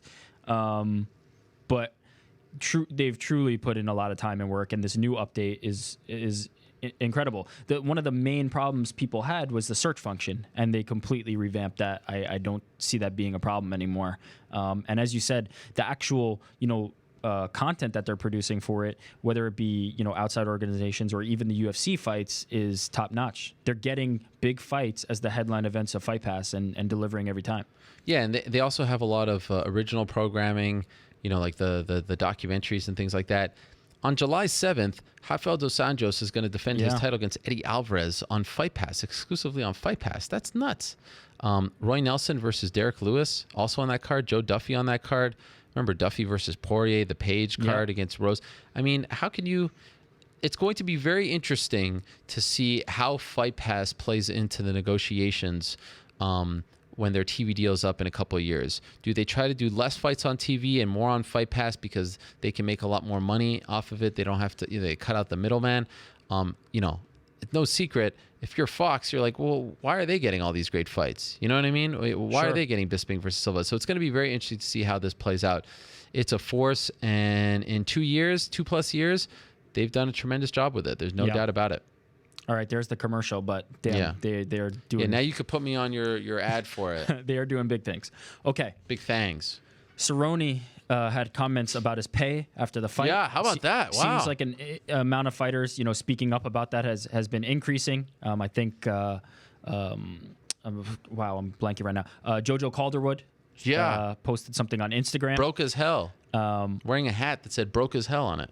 Do you think that the rumors of the sale and all that stuff is going to increase this, have no effect on it? Or what do you think the symptom or the impact of this is going to be? It's funny. My son, who's 4, Oliver, I was changing a light bulb where we live, and this kind of blew me away. I put the light bulb on the table, and he said, "You're not going to find this as amazing as I did, but it was very amazing." He's like, "Dad, I have an idea," and he put the light bulb over his head. I was like, "Wow, that was the greatest thing That's ever." pretty cute. Yeah, it was amazing. I don't know where he found that. And so why am I telling you this story? Because it feels like the light bulb just went off in Donald Cerrone's head. You know what? Maybe being the guy who's going to step up and take whatever offer you give him, and sometimes put yourself in tough positions where you're preparing for a fight on 2 weeks' notice and getting paid the same, and there's no extra incentive to do this. Maybe that's not the best way to play out your career. Maybe doing it the way Nate Diaz has done it and actually playing hardball at times and leveraging and negotiating is the smarter way. And I hope more people start to have this light bulb go off, on top of their head. The days of just being like, "Yes, sir, I'll do whatever you want," I think those days are slowly, I'm not saying that they're starting to end tomorrow, but people are starting to figure things out. The fighters are starting to become a lot more educated on the business of this sport. There's one thing that I keep talking about with a lot of fighters and managers. This keeps coming up, this TV negotiation. In other sports, in the NBA and the NFL and Major League Baseball, when they sign TV deals with the big networks, I mean, we're talking billions of dollars, there's a trickle-down effect there, whether it comes down to revenue sharing, salary caps, the owners, the players all start to make a lot more money as a result of these TV deals. You know how much money the fighters made as a result of the last Fox deal? Do you know how much money what percentage of that contract went to the fighters? Do you know how much money the fighters made as a result of the Combate deal in Brazil, or the deals in Europe, BT Sport? How much do you think? What percentage? I'm sure you're going to tell me, but I'm going to take a guess. Zero. How is that possible? Literally, how is that possible? Answer me that question. Explain it to me. How is it possible? So if you're a fighter now and you start learning about the business of sport, and you're being told that, look, come July, we're going to start drug testing you, whether you like it or not, and come July, your sponsors are gone, and come July, there's a lot changing here. There's a lot being moved around. And so collective bargaining, revenue sharing, all this stuff, this is important stuff. And this is why I keep saying the sport is evolving and is going to look drastically different in 20 years. The fighters are starting to get smarter. They're starting to get smarter managers, smarter coaches. They're starting to realize that just saying that you fight for the UFC isn't enough. That's not going to pay for your kids' meals. That's not going to pay for your kids' schools. That's not going to put clothes on their backs. It doesn't matter anymore who you fight for. It's about how much you make. And quite frankly, I love this sport. I love this sport more than anything, any other sport. I love watching and covering it. Sometimes I wonder, why do these fighters do it? For what? For what money? For the money that they're making, why are they putting themselves through this? What percentage of them are making Conor McGregor, Nate Diaz, Ronda Rousey money? You know what I mean? And if you're Donald Cerrone, everything that you've given to the sport, and you start thinking like that at the end of the road, he's not retiring, but he's been doing this a long time. He almost has as many wins as anyone in the UFC. I think he has 16 now. He's been doing this for a heck of a lot of time. That's a scary thing. You know what I mean? Like, you don't hear, for example, a Richard Jefferson say, I'm going to stick around for 2 more years because I just didn't make enough in the NBA. You never hear that from anyone else. It's scary. It's upsetting to hear that from a Donald Cerrone, for him to come to that realization. So then the question becomes, do you think that the new ownership, let's assume a sale happens and the UFC is sold, does the new ownership have a responsibility to institute that? Do you think they would? Essentially, look, it's going to be interesting to see if there are new owners, how the managers react to this. They say, look, I want to renegotiate my deal. Sure. That's the question I asked Dave. Is the UFC truly worth $4.2 billion? Yeah. Is it worth 2 times the amount that the Dodgers were sold for? I don't know. What do you think? Do you think it's worth that much? I think potentially, yeah. Man, that's a lot of money. That is a lot of freaking money. How much would the Yankees sell for? How much would the Knicks sell for? How much would the Lakers sell for? They have the prestige, but they don't have nearly the number of... How much would Man United sell for? Yeah. You know what I mean? So it's I would say, now, to be fair, that comparison is not 100% apt. It's not 100%. It's not 100%, but oranges, because even though they are, represented the same way, and that they aren't part of a group, they aren't part of a league, we can compare them more closely in structure to a league than we can in terms of how it operates. To me, it's just a big team. It really is. I don't see it that way, because it's one team led by one group of owners, no different than the owners who own the Golden State Warriors. There's just a lot more guys on this team. To me, MMA is structured a lot more like pro wrestling than anything else. Sure, They're the WWE. That's fair. They have an ownership. WWE is obviously public, but for the longest time it was owned by the McMahons. And then there's TNA and there's Ring of Honor, if we're going to compare it to today's pro wrestling scene. So that to me it's a lot more like pro wrestling than it is in if you compare it to boxing or the NBA, the NFL, 100%.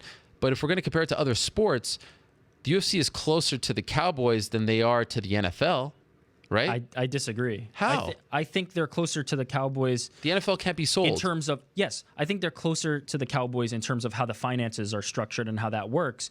But in terms of practical analysis of how they operate, I don't think that that's true. I don't think that they're close to a team. I just don't see it that way. Financially, that may be the closest fit, but I don't think that makes sense as it goes. I think it is much closer to a league. It's just that they are the game in town, and they don't have competitors, and they don't have a cooperative relationship with their competitors where they have to advance a greater goal like the teams that are represented in the NBA do. It just doesn't exist yet, but I don't think that they're more related to a team. We can sort of argue that. Sure. That number, you're going to see a lot of... Well, I don't know. That's not my expertise. Dave can definitely speak better on that, but that is a large number. It's gigantic. And, double what some of these, sports franchises are worth is startling. It's a startling number. So Jeremy Botter of Flow Combat is tweeting. He tweeted this 13 minutes ago that he was told the winning bid of $4.2 billion was accepted by Zuffa. The lead group was WME, William Morris Endeavor, who coincidentally represents the UFC. Ari Emanuel, who is the character that Ari Gold from Entourage was based off. And they also rep Ronda Rousey and John Jones and Chris Weidman. So WME/IMG Dalian Wanda, which is the group out in China. The richest man in China is a part of that group. Kraft Group, Robert Kraft, owner of the New England Patriots and Tencent Holdings. That's the winning bid. I was told before the Darren Ravel news came out in May that Dalian Wanda was always the front runner. But I didn't know, Botter is reporting right now that this bid has been accepted by the UFC. I was told that they were hoping to announce this by 2:01 in Atlanta. Haven't gotten an update on that, but this can move very quickly, and it's a fascinating story to cover, man. It is. Wow. Now, do you think there's going to be monumental impact of this, or do you think they're going to try and operate business as close to what the UFC was already doing, and then kind of make changes from there? I wouldn't change things too quickly. I mean, you can't get rid of Joe Silva and Sean Shelby. Who knows how to put together fights better than those two, especially given the UFC contracts and, finding talent, etc. So, you're buying the UFC for that much. You're not going to try to rewrite this whole thing. You know what I mean? Mm-hmm. Slowly but surely, you're going to put in your own people. And, one name to look out for is Gary Cook, who's their, I think, global brand ambassador. I don't know what kind of title he has. He was the guy who was brought in from Man City. He was working sporting apparel and was brought in to run the European division. And now he lives in Las Vegas and does a very good job and seems to be very well liked by a lot of people there. So that's a name to look out for. So I don't know. There's so many questions up in the air. How does this impact the fighters? What kind of deals do these people do? How, who knows? And then the Ali Act. I don't know if this comes up. Does the Ali Act come up? The Ali Act is a fascinating thing. I mean, when you look at the Muhammad Ali Act and as it pertains to boxing and what promoters can and can't do, and the finances being made public to the fighters before the fights, the fact that managers can also act as promoters, the fact that the rankings have to be done by an independent body, and that's how title shots are determined. Now, I think, as I said on the MMA Beat, the Muhammad Ali Act coming over to MMA can ultimately be a good thing, but it's not apples to apples. You can't just take this act over to MMA and say it's going to work here. Again, boxing is structured a lot differently than mixed martial arts. But if they do an Ali Act extension, which is called the Randy Couture Act, just throwing out a name, this will be a good thing for the fighters to know how much is being made. How much are the promoters making? What percentage are the promoters making vis-a-vis what the fighters are making? This is all very important stuff.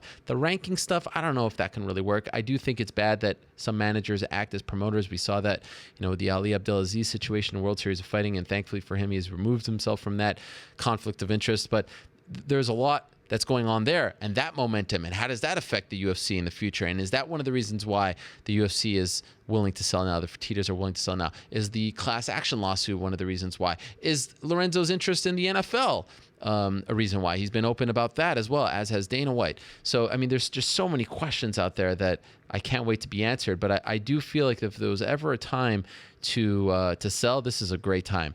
Fight Pass is doing well. They have a lot of chips in their favor, and I would say the brand has never been hotter. One thing to remember, Joe Rogan said on this very show that he'd be out if they sold. So. Yeah, and a lot of people told me on Saturday when he did his Fight Companion that he sort of muttered that, his time was coming to an end as well.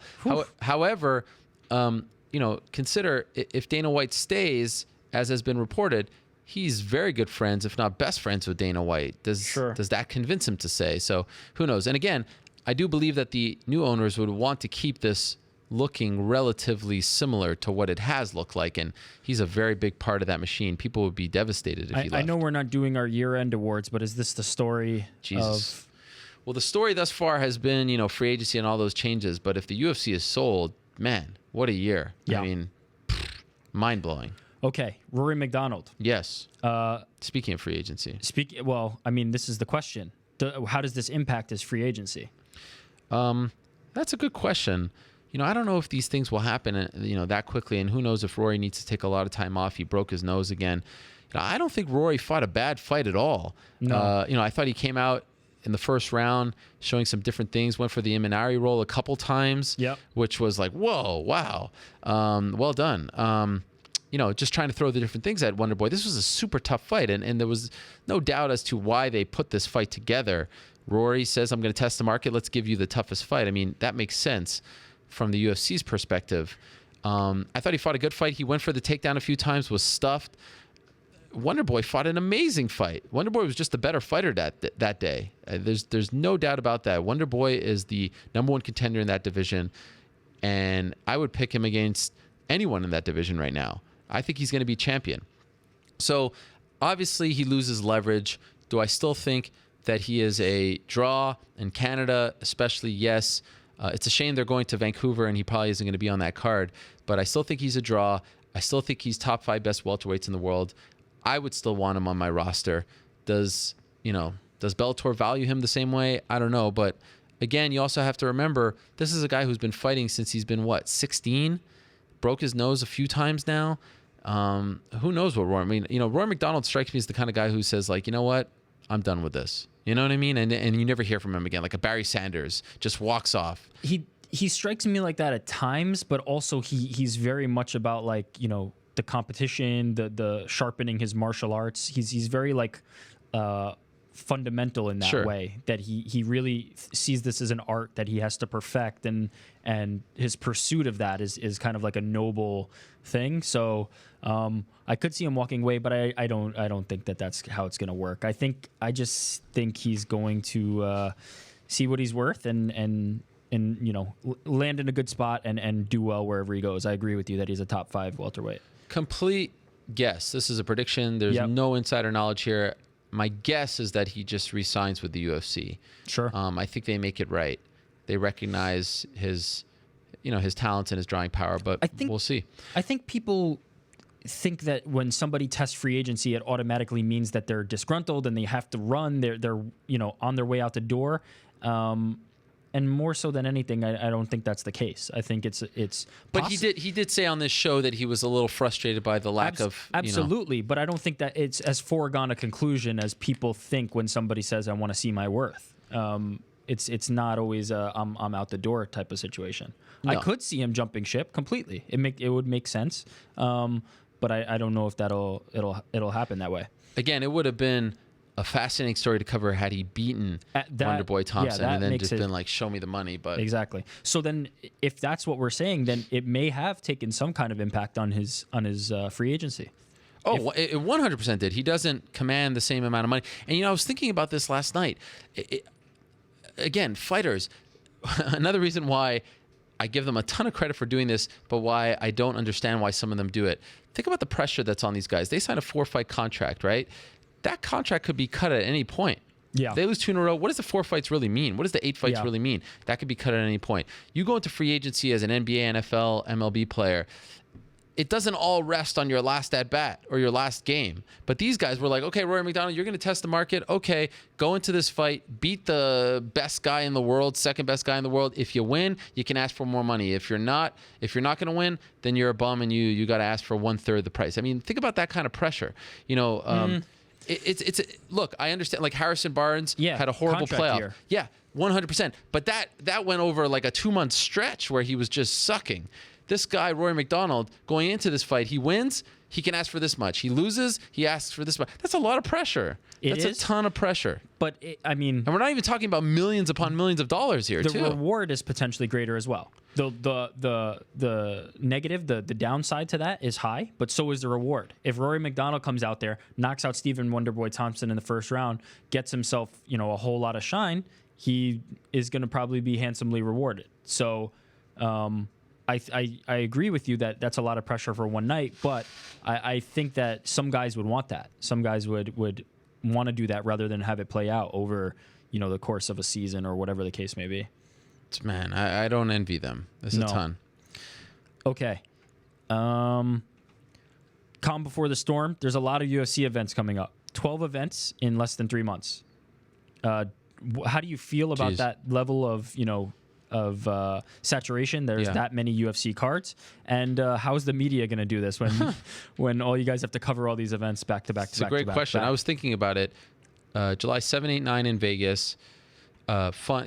No one. By the way, this puts me in a tough spot. No one ever wants to hear media complaining. The worst is when media complains about the weather when they're flying from one place to the next, and especially now. Like I was complaining about the crazy start times for these fights. Like it was 1:30. I was watching the fights with our mutual pal John Beer, and at times it's hard to stay up.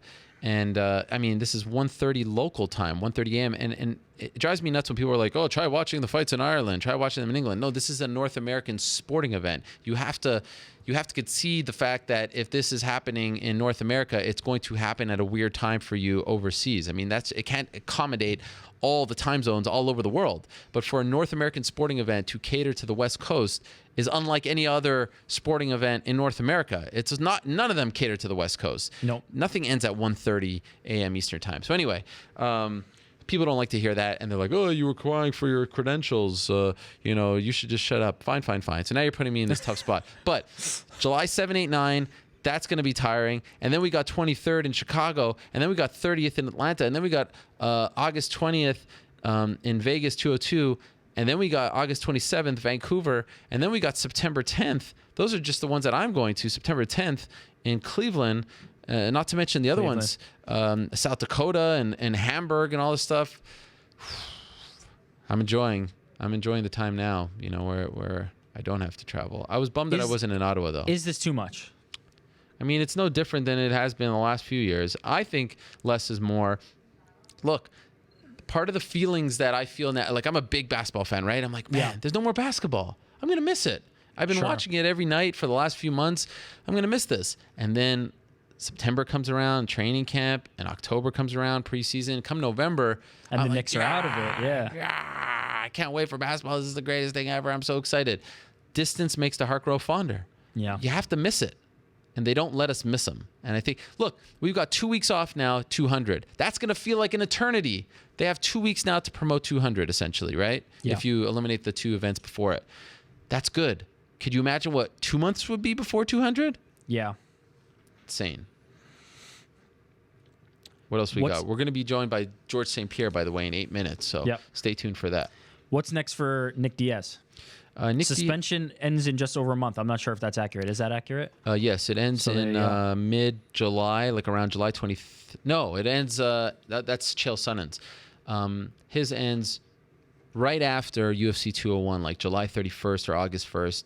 And they actually, Nick Diaz is in New Jersey doing a seminar today, by the way. So if you're in New Jersey, go check out Nick Diaz. He posted it on his Instagram. They're trying to get him into a fight. It's not going to be on 202. He doesn't want to fight on the same card as his brother. His brother doesn't want to fight on the same card as him. He made that very clear on this show a few weeks back. So I suspect that he'll get a big fight sooner rather than later.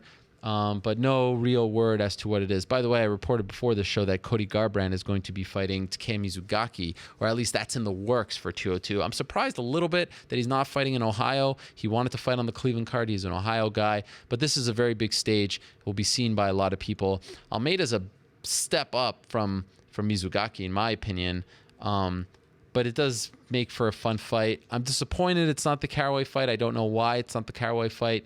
I was told it was discussed, but I don't know why it's not coming to fruition. So I guess this is just a way of keeping him active and potentially getting a big win over, a pretty big name in that division, Takeya Mizugaki. I leave you with this, and then I will get our guest in a little bit. Okay. Have you heard any rumblings about the future of Miss Ronda Rousey? No. The last thing I heard was that it was like around a 60% chance that she was going to fight. And by the way, don't call him just yet. We still have like 7 or so minutes. I got it. All right. The last thing I heard was around 60% that it was no lock that she was going to fight in New York at MSG in November. It's very interesting to see what's going on. I mean, you don't see her training a lot. You don't hear a lot from her camp. So it's all very much up in the air. I wouldn't be surprised if she doesn't fight again this year. I wouldn't be surprised if she does fight again this year. But I think right now I would classify it as maybe 50-50. It's one of those things where, she's not doing any interviews about fighting. She's got some other projects. I hope this isn't the end. I hope it's not like, the Gina Carano situation where there's one brutal loss and we don't see her again. I really do hope that we get to see her fight again, and she needs that time. It's been 8 months since the last fight, 7 months since the last fight. So it hasn't been, people have been out for much longer. So I think the key is to just give her space and hopefully that, she comes back and gets to get one of those big fights. There's a lot of big fights out there for her, whether it's Miesha Tate again, whether it's Holly Holm again, whether it's Cris Cyborg. I mean, she has a lot of big time fights waiting for her if she wants to come back. But I think right now it's too soon to say whether or not she is going to come back. A few other things I wanted to address from the Ottawa card. Steve Bosse versus Sean O'Connell. That was fantastic. Holy crap. That was amazing. A lot of credit to both of those guys. I mean, Bosse almost came. What a story Steve Bosse is. This guy was going to retire from MMA. This guy was done. Gets the call to fight at UFC 186. Doesn't actually fight on the card because the Rampage thing gets resolved beforehand. Fights in June of last year. Gets brutally knocked out by Thiago Santos, who, by the way, is in the works to replace Derek Brunson against Gegard Mousasi at UFC 200 on Fight Pass. Comes back, has a big knockout against James Tahuna, I believe, and then has this amazing fight in Canada against Sean O'Connell. That was a lot of fun.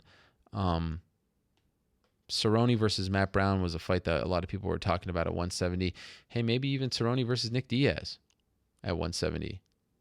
Wouldn't that be fun? It was great to see a friend of the program, Joanne Calderwood, look like her old self, fight freely, spinning back fists. I mean, that was great. The refereeing was a little bit suspect. What I was told was that whole little weird exchange at one point after the front kick to the chest was that Valerie just thought that her top was broken and that she was exposed, and it was kind of a confusing thing, but it wasn't that she was necessarily hurt. And hopefully that's addressed, in the future. She did go to the hospital. I was told that there were some preliminary tests and that it all went okay. But I haven't gotten an update on her status just yet. Since then, since Saturday, late Saturday, early Sunday morning. A lot of respect for the UFC, though, for putting together that Kimbo Slice tribute. That was great. I really thought it was a beautiful thing that they did. He's a member of Bellator. This is something that the UFC wouldn't do in the past, and I like that they're starting to do more of that stuff. Really nice. Kudos to them. And they have all that footage. They have the Elite XC footage. They have, the early fights. They have the Ultimate Fighter. So it was very cool that they put that together, and having Anik and Florian talk about him a little bit. I thought it was a really nice job on their part. If you may have missed it over the weekend, Rumble Johnson is out of the Glover Teixeira fight at UFC on Fox in Chicago. Personal reasons, I'm told, no controversy, no injury, no drug test, no nothing. Personal reasons, asks that the media and fans respect his privacy, but he's not done fighting, and he's healthy, and he's hoping to return around August, September if it works out. I checked in before this show on Glover, and I was told that no update on who he might fight. If he's going to remain on the card, are they going to, save him for someone else? That remains to be seen. So that's a big fight on that card. So we'll see what they come up with. Not a lot of options at 205. One name that has come up is Alexander Gustafsson. It was announced on Friday that he was going to that he has agreed to fight Jan Blachowicz in Hamburg on September 3rd. And I've reached out to see if they've now offered him Glover. I like the Jan Blachowicz fight more. I think for a guy who hasn't won in 2 years plus, good to get him back on track. No need to have him fight a heavy hitter like Glover Teixeira. I mean, Glover Teixeira is one of the very best light heavyweights in the world. I think it would behoove them to move him along a little slower. He fought that Daniel Cormier fight after getting brutally knocked out by Rumble Johnson. I don't love the idea of him fighting Glover. I think he should stay with the Jan Blachowicz fight. So we'll see if they, I don't know. You look at that 205-pound division, there's just not a lot of options there. There really aren't. It's amazing. At one point, that was the most interesting division in the UFC, maybe even in the sport. And now it's the most shallow by far. It's crazy. And part of that is due to the dominance of John Jones for a long time. A couple other things, in case you missed it, Anthony Pettis officially announced that he is moving down to 145. He's moving down to featherweight. I'm curious to see how that goes. I often feel like sometimes moving down just isn't the answer. But other times it's a fresh coat of paint. It's a new lease on life, so to speak. Two cliches back to back. So he's going to be fighting Charles Oliveira August 27th in Vancouver, British Columbia. That's a Fox show, and the plan right now is to have 5 Fox shows this year. Historically, it's been 4. One in January, one in April, one in July or early August, and then one in December. Well, they're throwing one August 27th in Vancouver. And the first fight announced for it, Anthony Pettis making his featherweight debut against Charles do Bronx Oliveira. Remember, he was supposed to fight Jose Aldo in that big title fight way back when, but that didn't come to fruition. What a fight that would be now. Maybe not right now for Anthony. Maybe better to get back on track, but we'll see how he looks at 145 pounds. Okay, let us move along to our last guest. So excited about this. Speaking of Canada, let's talk to the man who put Canadian MMA on the map. The one and only George St-Pierre is on the phone right now. George, how are you? I'm doing fantastic, and you, Ariel? Oh, wow, you're doing fantastic. That is great to hear. I'm doing great myself. Thank you so much for joining us. I know you're very busy, so we really appreciate it, and there's a lot to talk to you about. First, let me ask you about this. This past weekend, your good friend and teammate Rory McDonald lost to Wonderboy Thompson. What did you think of the fight? Why do you think he didn't win the fight? Well, I think the winner of that fight would have been the one that is able to implement his game plan, and I think Stephen Wonderboy did it better than Rory. He keep the distance. He keep him at his distance where he's comfortable, and that's why he won the fight, A lot of pressure on Rory because he was a free agent, after this fight. There was a lot riding on. Do you think that in hindsight was a little too much, that, he was a little too tentative in the fight at all? I don't know about that. I don't want to make excuse for Rory Sure. and everything. I knew he had a problem with his nose a little bit before, but because of the Robbie Lawler fight, so even in training, his nose was a little bit. Sometimes when he was getting hit, it was like he was bleeding a little bit, unfortunately. But Rory is a warrior. He doesn't back down from challenges, and he fought as the best he could. And I'm sure now he's going to take some time off, get that problem, get rid of that problem, maybe get surgery or something, and he's going to be finished once for all, and he's going to come back stronger. And I said on this show earlier that I think Wonderboy Thompson is going to be a champion in this division. I know you've trained with him before a little bit. Do you agree? Do you think that he has what it takes to be a champion? Yes, absolutely. He's very good at what he does. He's a specialist. The sport goes like this to me. Sometimes you have the era that the specialists dominate the sport. Then is the most well-rounded guy. Then it goes back to the specialist. Now we're in an era that seems to me that the specialists are coming back. And Wonderboy is a specialist of karate fighting. And if he can keep fighting his fight and keep people that he's fighting at his distance where he's doing well, I think he can beat everybody because he's a specialist at what he does. I agree 100%. Okay, now let's talk about you. He did made a great switch to mixed martial art too. He adapted his style very well. Incredible. I'm very happy for him. It cannot happen to a better guy. I'm very happy. I know him. I know his family. They're great people, and I'm very happy for him. I wish him the best. Great to hear, and I echo those sentiments. So let's talk about you, George. You have been in the news over the past week. Everyone always talks about you. You're one of the top stories of the year. So let me ask you this question right off the bat. Have you made a decision as to whether or not you will fight again this year or beyond? Will you come out of retirement? I know you never used that word, but will your break end? Are you going to fight again? What I did is I did a training camp to see where I'm at. Because I've been training, but I was training, being in shape and being in fighting shape is something different. And I did a training camp to push myself and go back to the same, to the highest level, of competition. I didn't fight, but I put myself like through a training camp. And I spar and everything, and I did it successfully. And I could fight. Now I know for a fact that I could go back and fight if my management and the UFC get to an agreement. Wow. Okay, so you are ready and willing to come back to fighting if they can come to an agreement. Is that fair? Yes. Okay, and you told us not that long ago, around 2 months ago, that they were in negotiations, that there was, some talking between your side and the UFC. How are those negotiations going?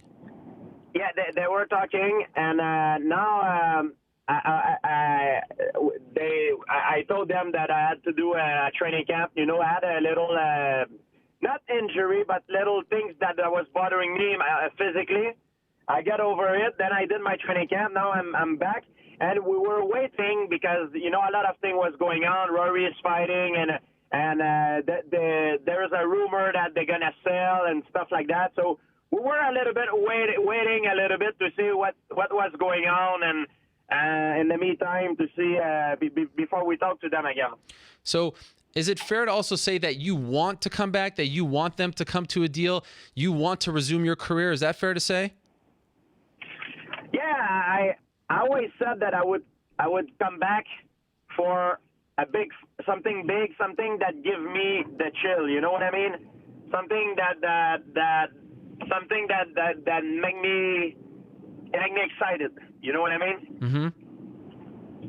And is there anything out there that excites you right now? Yeah, there's a lot of things that excite me.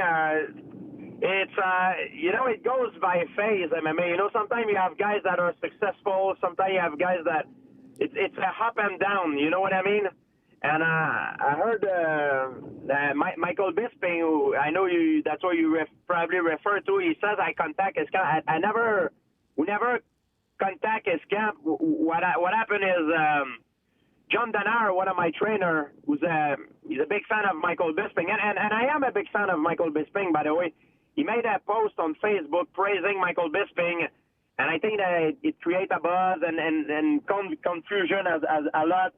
And I heard Michael says we contact his camp for making a fight with him, but I never personally my management contact his camp for making a fight with him. Okay, so that never happened. He has said that in interviews. He didn't say that on this show, but you're saying that your team has not contacted his team or the UFC to say, I want Michael Bisping. No. My team has not. We didn't go on.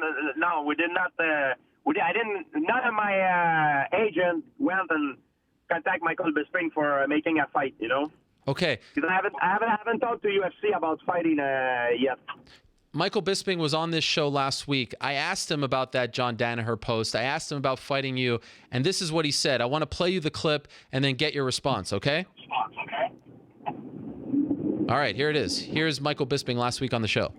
I would certainly be open to, sending George St-Pierre back to a movie set because that would be a fight that I would definitely win. And if George St-Pierre is listening, buddy, anytime you fancy it, just be a man sign on the dotted line, and your return will be short-lived.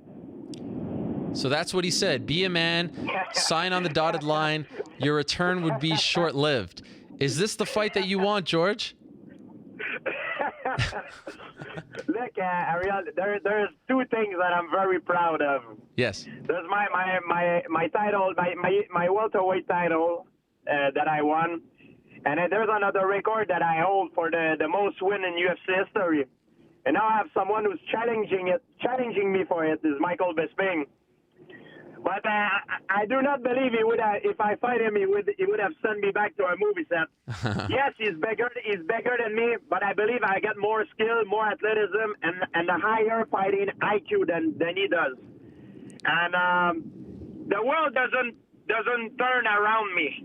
But if it's a fight that the fans and the UFC want to make, they got my number. They can call my agent, no problem. Wow. We can organize to make happen and make an agreement. So let me see if I get this straight. If they put on the line middleweight title fight against Michael Bisping, and also you're fighting for the record of most wins inside the UFC octagon. You both have 19 right now. That interests you. That would get you fighting. You would agree to that fight. Is that fair? Look, it's something big. You just give me that chill thinking about it, because it's not the first time that people have mentioned it. And I'm sure Michael on his side, people have talked to him about it because it creates a lot of buzz. I always said if I come back, I would come back for something very big. Bisping is the man to beat right now. He beat Silva. He knocked out Rockhold. Rockhold beat Jacare and Weidman. He's bigger than me. Before I was fighting as a welterweight, so I never really considered going up and going back down after, because I was welterweight champion. Now I retire. I can make things more experimentally. I could if I want to. I could fight at lightweight as well. Wow. Easy. It would be easy for me. I could fight the welterweight, and I can fight also middleweight. I'm not a big welterweight. And even though Michael Bisping is bigger than me, I believe if I fight him, I believe I'll beat him. Wow. So of all the potential options out there, all the potential big names, does this one interest you the most? He's the bigger name now. He's the guy that he's the man to beat right now. Like I always said that if I come back, my first fight would be something big, that gives me the chill. And he's the bigger name right now. Like he is the bigger name, the guy that he's the guy that got the spotlight right now. And I'm sure. Like I said, the world doesn't turn around me. There's a lot of guys hunting him. But if it's a fight that UFC want and the fans want, if it creates a buzz and the money is there because we're in a business, I'm down for it. What do you think of this idea of Michael Bisping fighting Dan Henderson in England? He's been sort of talking about this as well. What do you think of that? But for Michael Bisping, I understand also because he's got a loss to Dan Henderson, so he wants to revenge his loss before the end of his career. And I understand his point of view, because when I lost to Meltzer and Matthews, I didn't really care about the title. I wanted to beat the guy that beat me. That was that's the thing. I was more. It was more about pride than the titles for me. That's that way it was when I lost. That's the feeling that I had. So I could understand from Michael's point of view. Okay. On this show, a couple of weeks ago, Chael Sonnen threw out an offer saying he wants to fight you, saying that you guys trained together in the past. Does this interest you at all? I understand, like, Chael Sonnen, you want to fight me, but there's a thing to, you know, I want the fight that are the biggest fight, you know what I mean? And also, what I like about Bisping that makes him, for me, the best candidate, is someone that talk very, he was talking a lot about performance enhancing drugs. He's big time against it. He never got caught using it. Mm-hmm. And that's one of the reasons that he makes, that he's the number one guy, you know, like he's someone I respect a lot, you know, that's for this reason that if I go up in a weight class, it would be he would have it would be my first choice before Charles Sonnen or Silva or any other guys because of that. Okay. Of course, and he's the man to beat right now. You appeared at UFC 196. You were there to watch history when Conor McGregor fought Nate Diaz. If Conor McGregor wins at UFC 202 and this momentum of you fighting him comes up again, would you be interested in that? Look, and I don't. I do not run after these guys. I do not run after him. But if they call me out, and if it's what the fans want, I know he's a big draw, huge draw. I'm an interesting of fighting him, and I think I can beat both of these guys too. As a fighter, I'm confident, you know, that I'm the best. But if it's something, like I said, the world doesn't turn around me, you know, Sure. I don't. You know, it's something that I want, but if something that UFC want to do, they got my number. They know where to reach me, and if it's something that fans want to do, they can create a buzz, and they make it will. If there is a buzz around it, it will happen. There's more chance likely to make it happen. How close is your management team in the UFC right now? Because in the past, you've talked about the Reebok deal being a stumbling block. Has that stuff been figured out, or are there still some issues as far as the contract, not the fight, the contract is concerned? It's an issue, but I'm trying to not get involved into this. It's a legal language. First, English is not my first language. Yeah. And even if you speak English, sometimes it's hard to read a contract with the legal language. You know what I mean? So it's a very difficult thing. But I'm sure if they want, they can put their ego aside on both party and make an agreement for the best of both sides. So obviously you're not involved in the negotiations, but from what you're hearing, are you confident that a contract deal will get done, that both sides can figure this out, paving the way for your return? Look, man, I'm going to tell you what happened in my situation. Please. I am involved in negotiation, but it's not my expertise. Sure. And my agent, Rodolphe and Philippe, they're guys that these two guys, they had a great job before they stepped on board with me. They were making a big money and they had a family to feed. And they told me, they make me promise something, and I'm a man of my word. They said to me, George, I never want you to sign anything without our blessing. If we jump on board with you, because we're putting our life on the line, you know, we want to make sure everything it's controlled. And every time you sign something, the three of us, we agree on it. And I told them yes. So I'm never going to make a decision, even though I'm emotional. Sometimes I want to do something. I'm not going to make a decision without their blessing.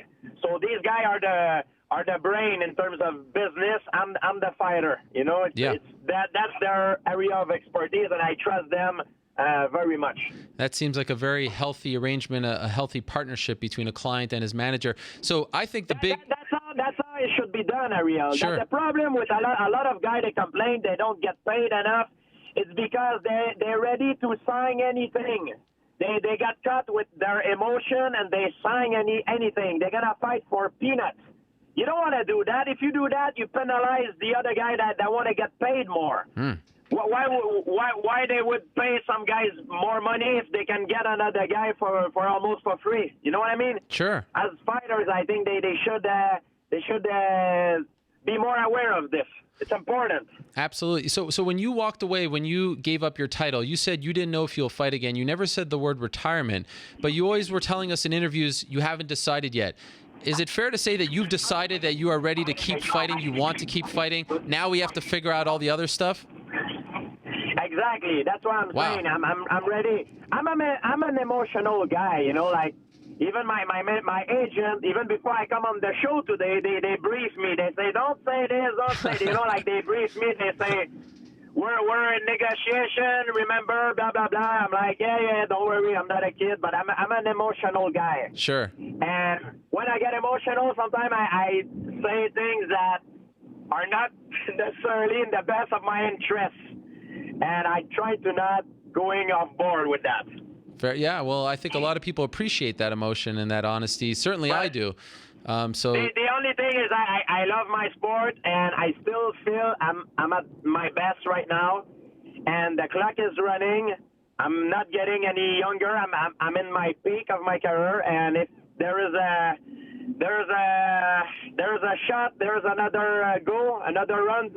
I better do it and do it quick because it's time to do it now. Wow. You know what I mean? Yes, you give me goosebumps just hearing you talk like that after all these years. You give me the goosebumps too, Ariel. We give each other goosebumps. It's a great relationship. By the way, that's right.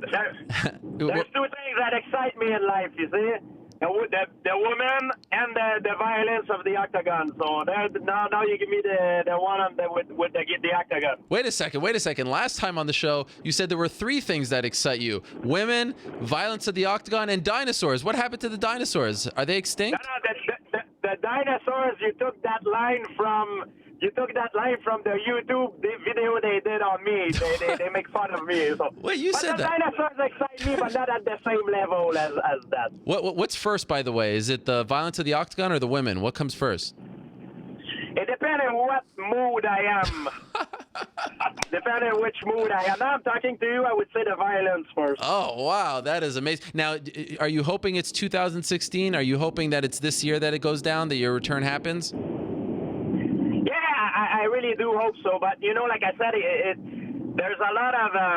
I have a lot to lose in this because I finish on top.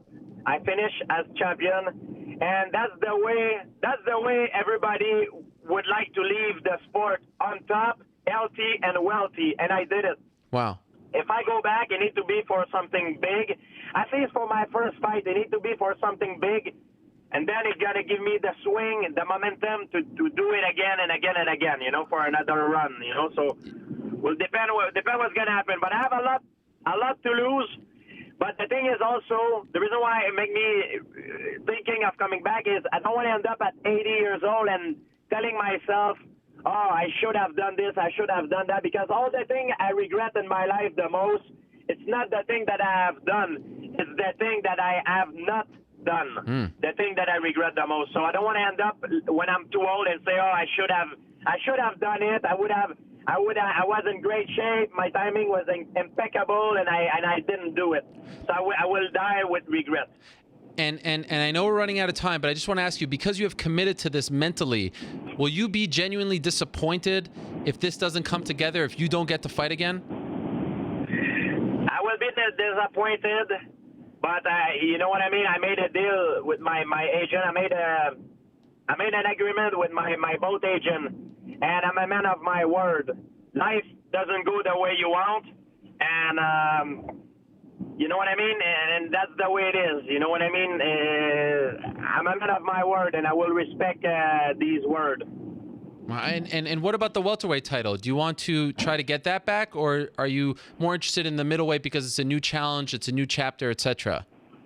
Look, Ariel, I told you I could fight also at lightweight. I'm not a big welterweight. I walk around 187. I'm 186. 187 when I wake up in the morning, and I could easily make a diet because a lot of lightweight are bigger than me. Welterweight, I don't even talk about it because most of them are bigger than me, of course, and middleweight, they're much bigger than me. But it's not really about size, it's about skills. Of course, if two guys the same skill, the same ability, fight, normally the bigger guy has an advantage. This is physique. It's a physique problem. It's there. We cannot deny it. But I believe even if I'm smaller than some guy, I can overcome this obstacle because of my skill, my athleticism, and my fighting IQ. That's why I always believe. Wow. Okay. So let us wrap this up. George, thank you so much. This is very exciting. I don't know if you realize this, but around us, the MMA community is going nuts right now because George St-Pierre is ready and willing to return to the UFC if everything can get figured out. This is huge. This is massive. I'm sweating here. I'm exhausted just talking to you because this is so exciting. I don't know if you recognize all of this, but anyway, I felt like I needed to say it. What's the final message to the fans, to the community out there? You're ready. You're back. Let's just get this done. Is that it? I want to say thanks to the fans that kept supporting me during the time off, and I want to say thank you to them and to stick with me and to always believe in me. And I thank them from the bottom of my heart. Wow, beautiful. Thank you, George. I guess I could somewhat say welcome back, but let's see how this turns out. I hope it turns out for the best. I'd love to see you fight again. I'd love to see you fight Michael Bisping. That is a big deal. What a scene that would be. I wish you the very best, and thank you so much for coming on our show and talking about this. It really means a lot. Merci. Thank you, Ariel, for making the interview. You don't realize, but you helped me a lot, and a lot of other fighters promoting themselves and making things happen. Thank you, my friend. Thank you so much. There he is, the one and only George St-Pierre on the phone. Wow. What just happened? Was that the version of was that our version of Michael Jordan's facts? 2 words, I'm back. What just happened there? That was wild. Thank you very much to George St-Pierre and his team for making that happen. Wow. Listening to him speak, listening to him lay things out. Can you really seriously tell me you didn't want to see that? You don't want to see that? That was, can you make, what do you think of that, New York Rick? Any thoughts? He's fainted. We're just turning down the speakers. There's a lot to digest there, especially the fact that he does want Michael Bisping, it seems like. Crazy. Which is incredible. This all escalated very quickly. Yes, it escalated very, very quickly. He's back. Dinosaurs got cut from the rotation. Yeah, what the heck? That was massive. There was just a lot going on. By the way, he insinuated that the dinosaurs was something that was like spliced in, but he actually said that. Yeah, I mean, it was on this show. It was on this very show. There is something about his delivery and the way he enunciates that I can't get enough of. But on a serious note, yes. I mean, what more needs to be said? Let's get it all. Let's get this done, and let's see GSP back. Now he's ready. What do you think of this Bisping idea? I'm all for it. I think, it doesn't make sense to bring GSP back to just like start chasing the welterweight title again.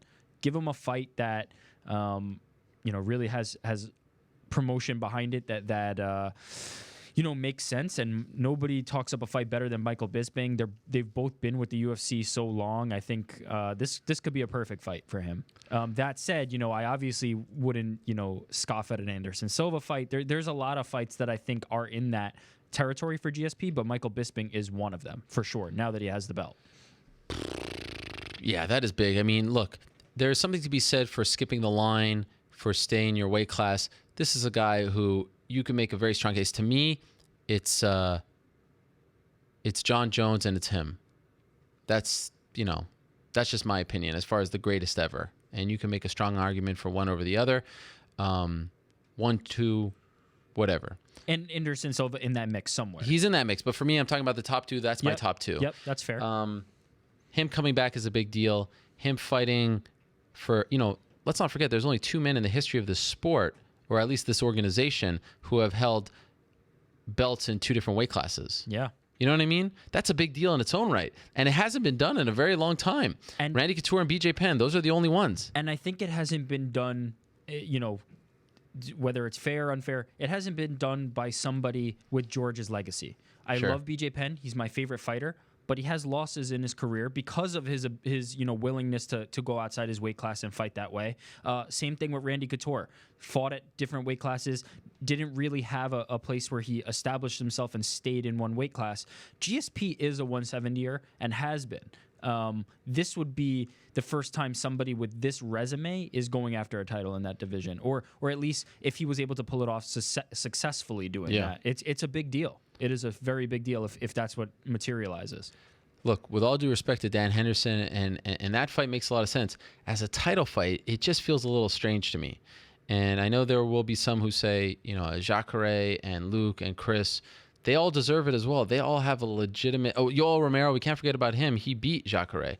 But this feels very special. This is... Just hearing him talk about coming back, and maybe they can agree on something else. Maybe they could talk about, I don't know. Maybe they talk about the Robbie winner, Robbie Woodley winner. Maybe they talk about Conor McGregor. Who knows? But just hearing him sort of put his mind to this now, after everything, after the way he was post 167, we're now about to approach 200. It's a long time ago. Remember that? He just kind of left. Somewhat, kind of surreal to hear him speak like this. This is the right time? Is now the time? Look, this is a guy who has been very careful about not saying the R word, not using the retirement word, not jumping the gun, taking his time, going through a training camp before the training camp. If he says it's the right time, it's the right time. And have you seen him? You've seen pictures of him. He looks to be in phenomenal shape. And he's not fat. You know what I mean? Does the landscape need GSP though? Is he missed now more than ever, and he's taking advantage of the perfect opportunity? Well, I don't know if he's doing that, the second part of your statement, but I will say this. When GSP was fighting and dominating, I think he was taken for granted somewhat because his fights were decisions and people want to not. I think that distance, again, makes the heart grow fonder. People love a comeback. Certainly, my home country, Canada, can use him. There's a direct correlation between the dip in that market and his departure. Him returning, maybe it's not for his first fight, his second fight back to Montreal. That place, that arena, 25,000 people, sells out in 5 minutes. Here's my last question. Let's assume that it's for one fight. Let's say that there's not a long-term implication here. George comes back for one huge fight. Is this bigger, equal, or less big or smaller than Brock Lesnar's return? Ooh, that is a tough question to answer. Wow. That is a tough question. That is a great question. Brock has the WWE fan base. Yep. And he's got that fan base coming with him. He's a heavyweight. His fights have always been, madness. People get very excited when he fights, and it usually delivers. I mean, he never had a stinker of a fight, whether he was winning or losing. Yep.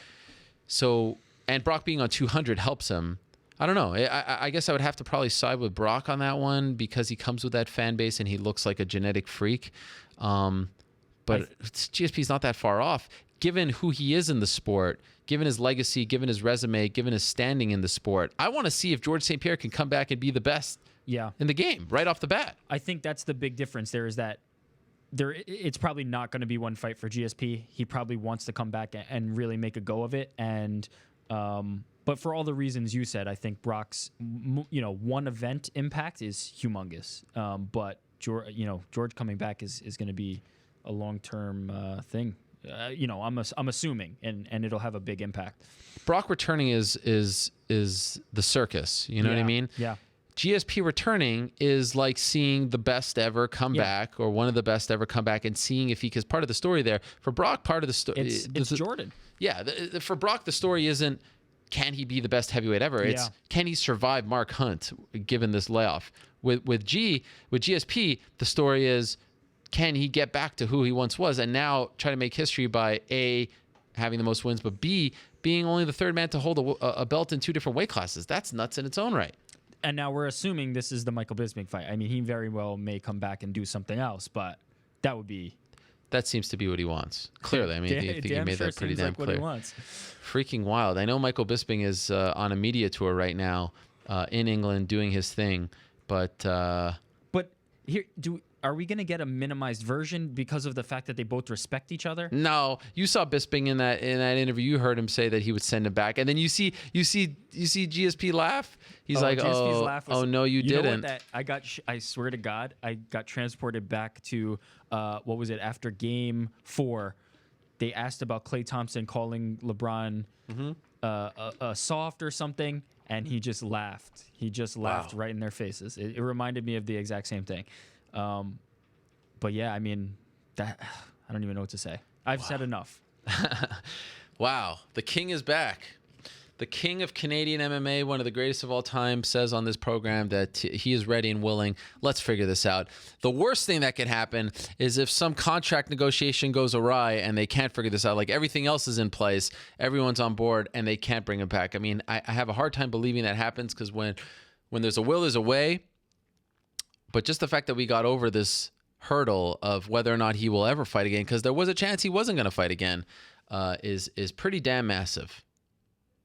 And fitting that I'm actually going to Montreal tomorrow. How about that? To visit my family. Wow. All right. I think that's it for today. You can hit my music. Went a little overtime here. But a very exciting way. That reminds... It's sometimes fun doing these big interviews at the end of the show because it just leaves me with a nice little boost of adrenaline. This is a pretty massive boost, I must say. Hearing that from George Rush St-Pierre, pretty amazing stuff. Well, we'll see how it all plays out. Crazy. Madness. Thank you very much to everyone who tuned in. Appreciate your support. Appreciate your listener or viewership. Thank you very much to Will Brooks. Wow, if you missed that Will Brooks interview, very, very heavy stuff, emotional stuff. Congratulations to him on signing with the UFC, and good luck against Ross Pearson. That is huge. Great stuff from Will Brooks. Thank you to him. Thank you to Fabricio Werdum. Good luck at UFC 203 against Big Ben Rothwell. What a fun scene that's going to be. Home of the NBA champions. Who would have thunk it? Thank you very much to Frankie Perez. Let's not forget, another guy announced his return to active fighting on this program. Frankie Perez announcing it on this show. Thank you very much to him and good luck to him. Thank you very much to Luke Rockhold. Best of luck to him. Thank you very much to Dave Meltzer. Appreciate his time very much as well. Thank you to the great Cris Cyborg, and congrats to her on winning at UFC 198 and definitely upping her profile. And of course, thank you very much to the great George Rush St-Pierre for stopping by and dropping that bomb on us at the end of the show. If you missed anything, check it out. YouTube, iTunes, Stitcher, SoundCloud, all those places and more. Back next week, same time and place. Until they say, I'm out of here.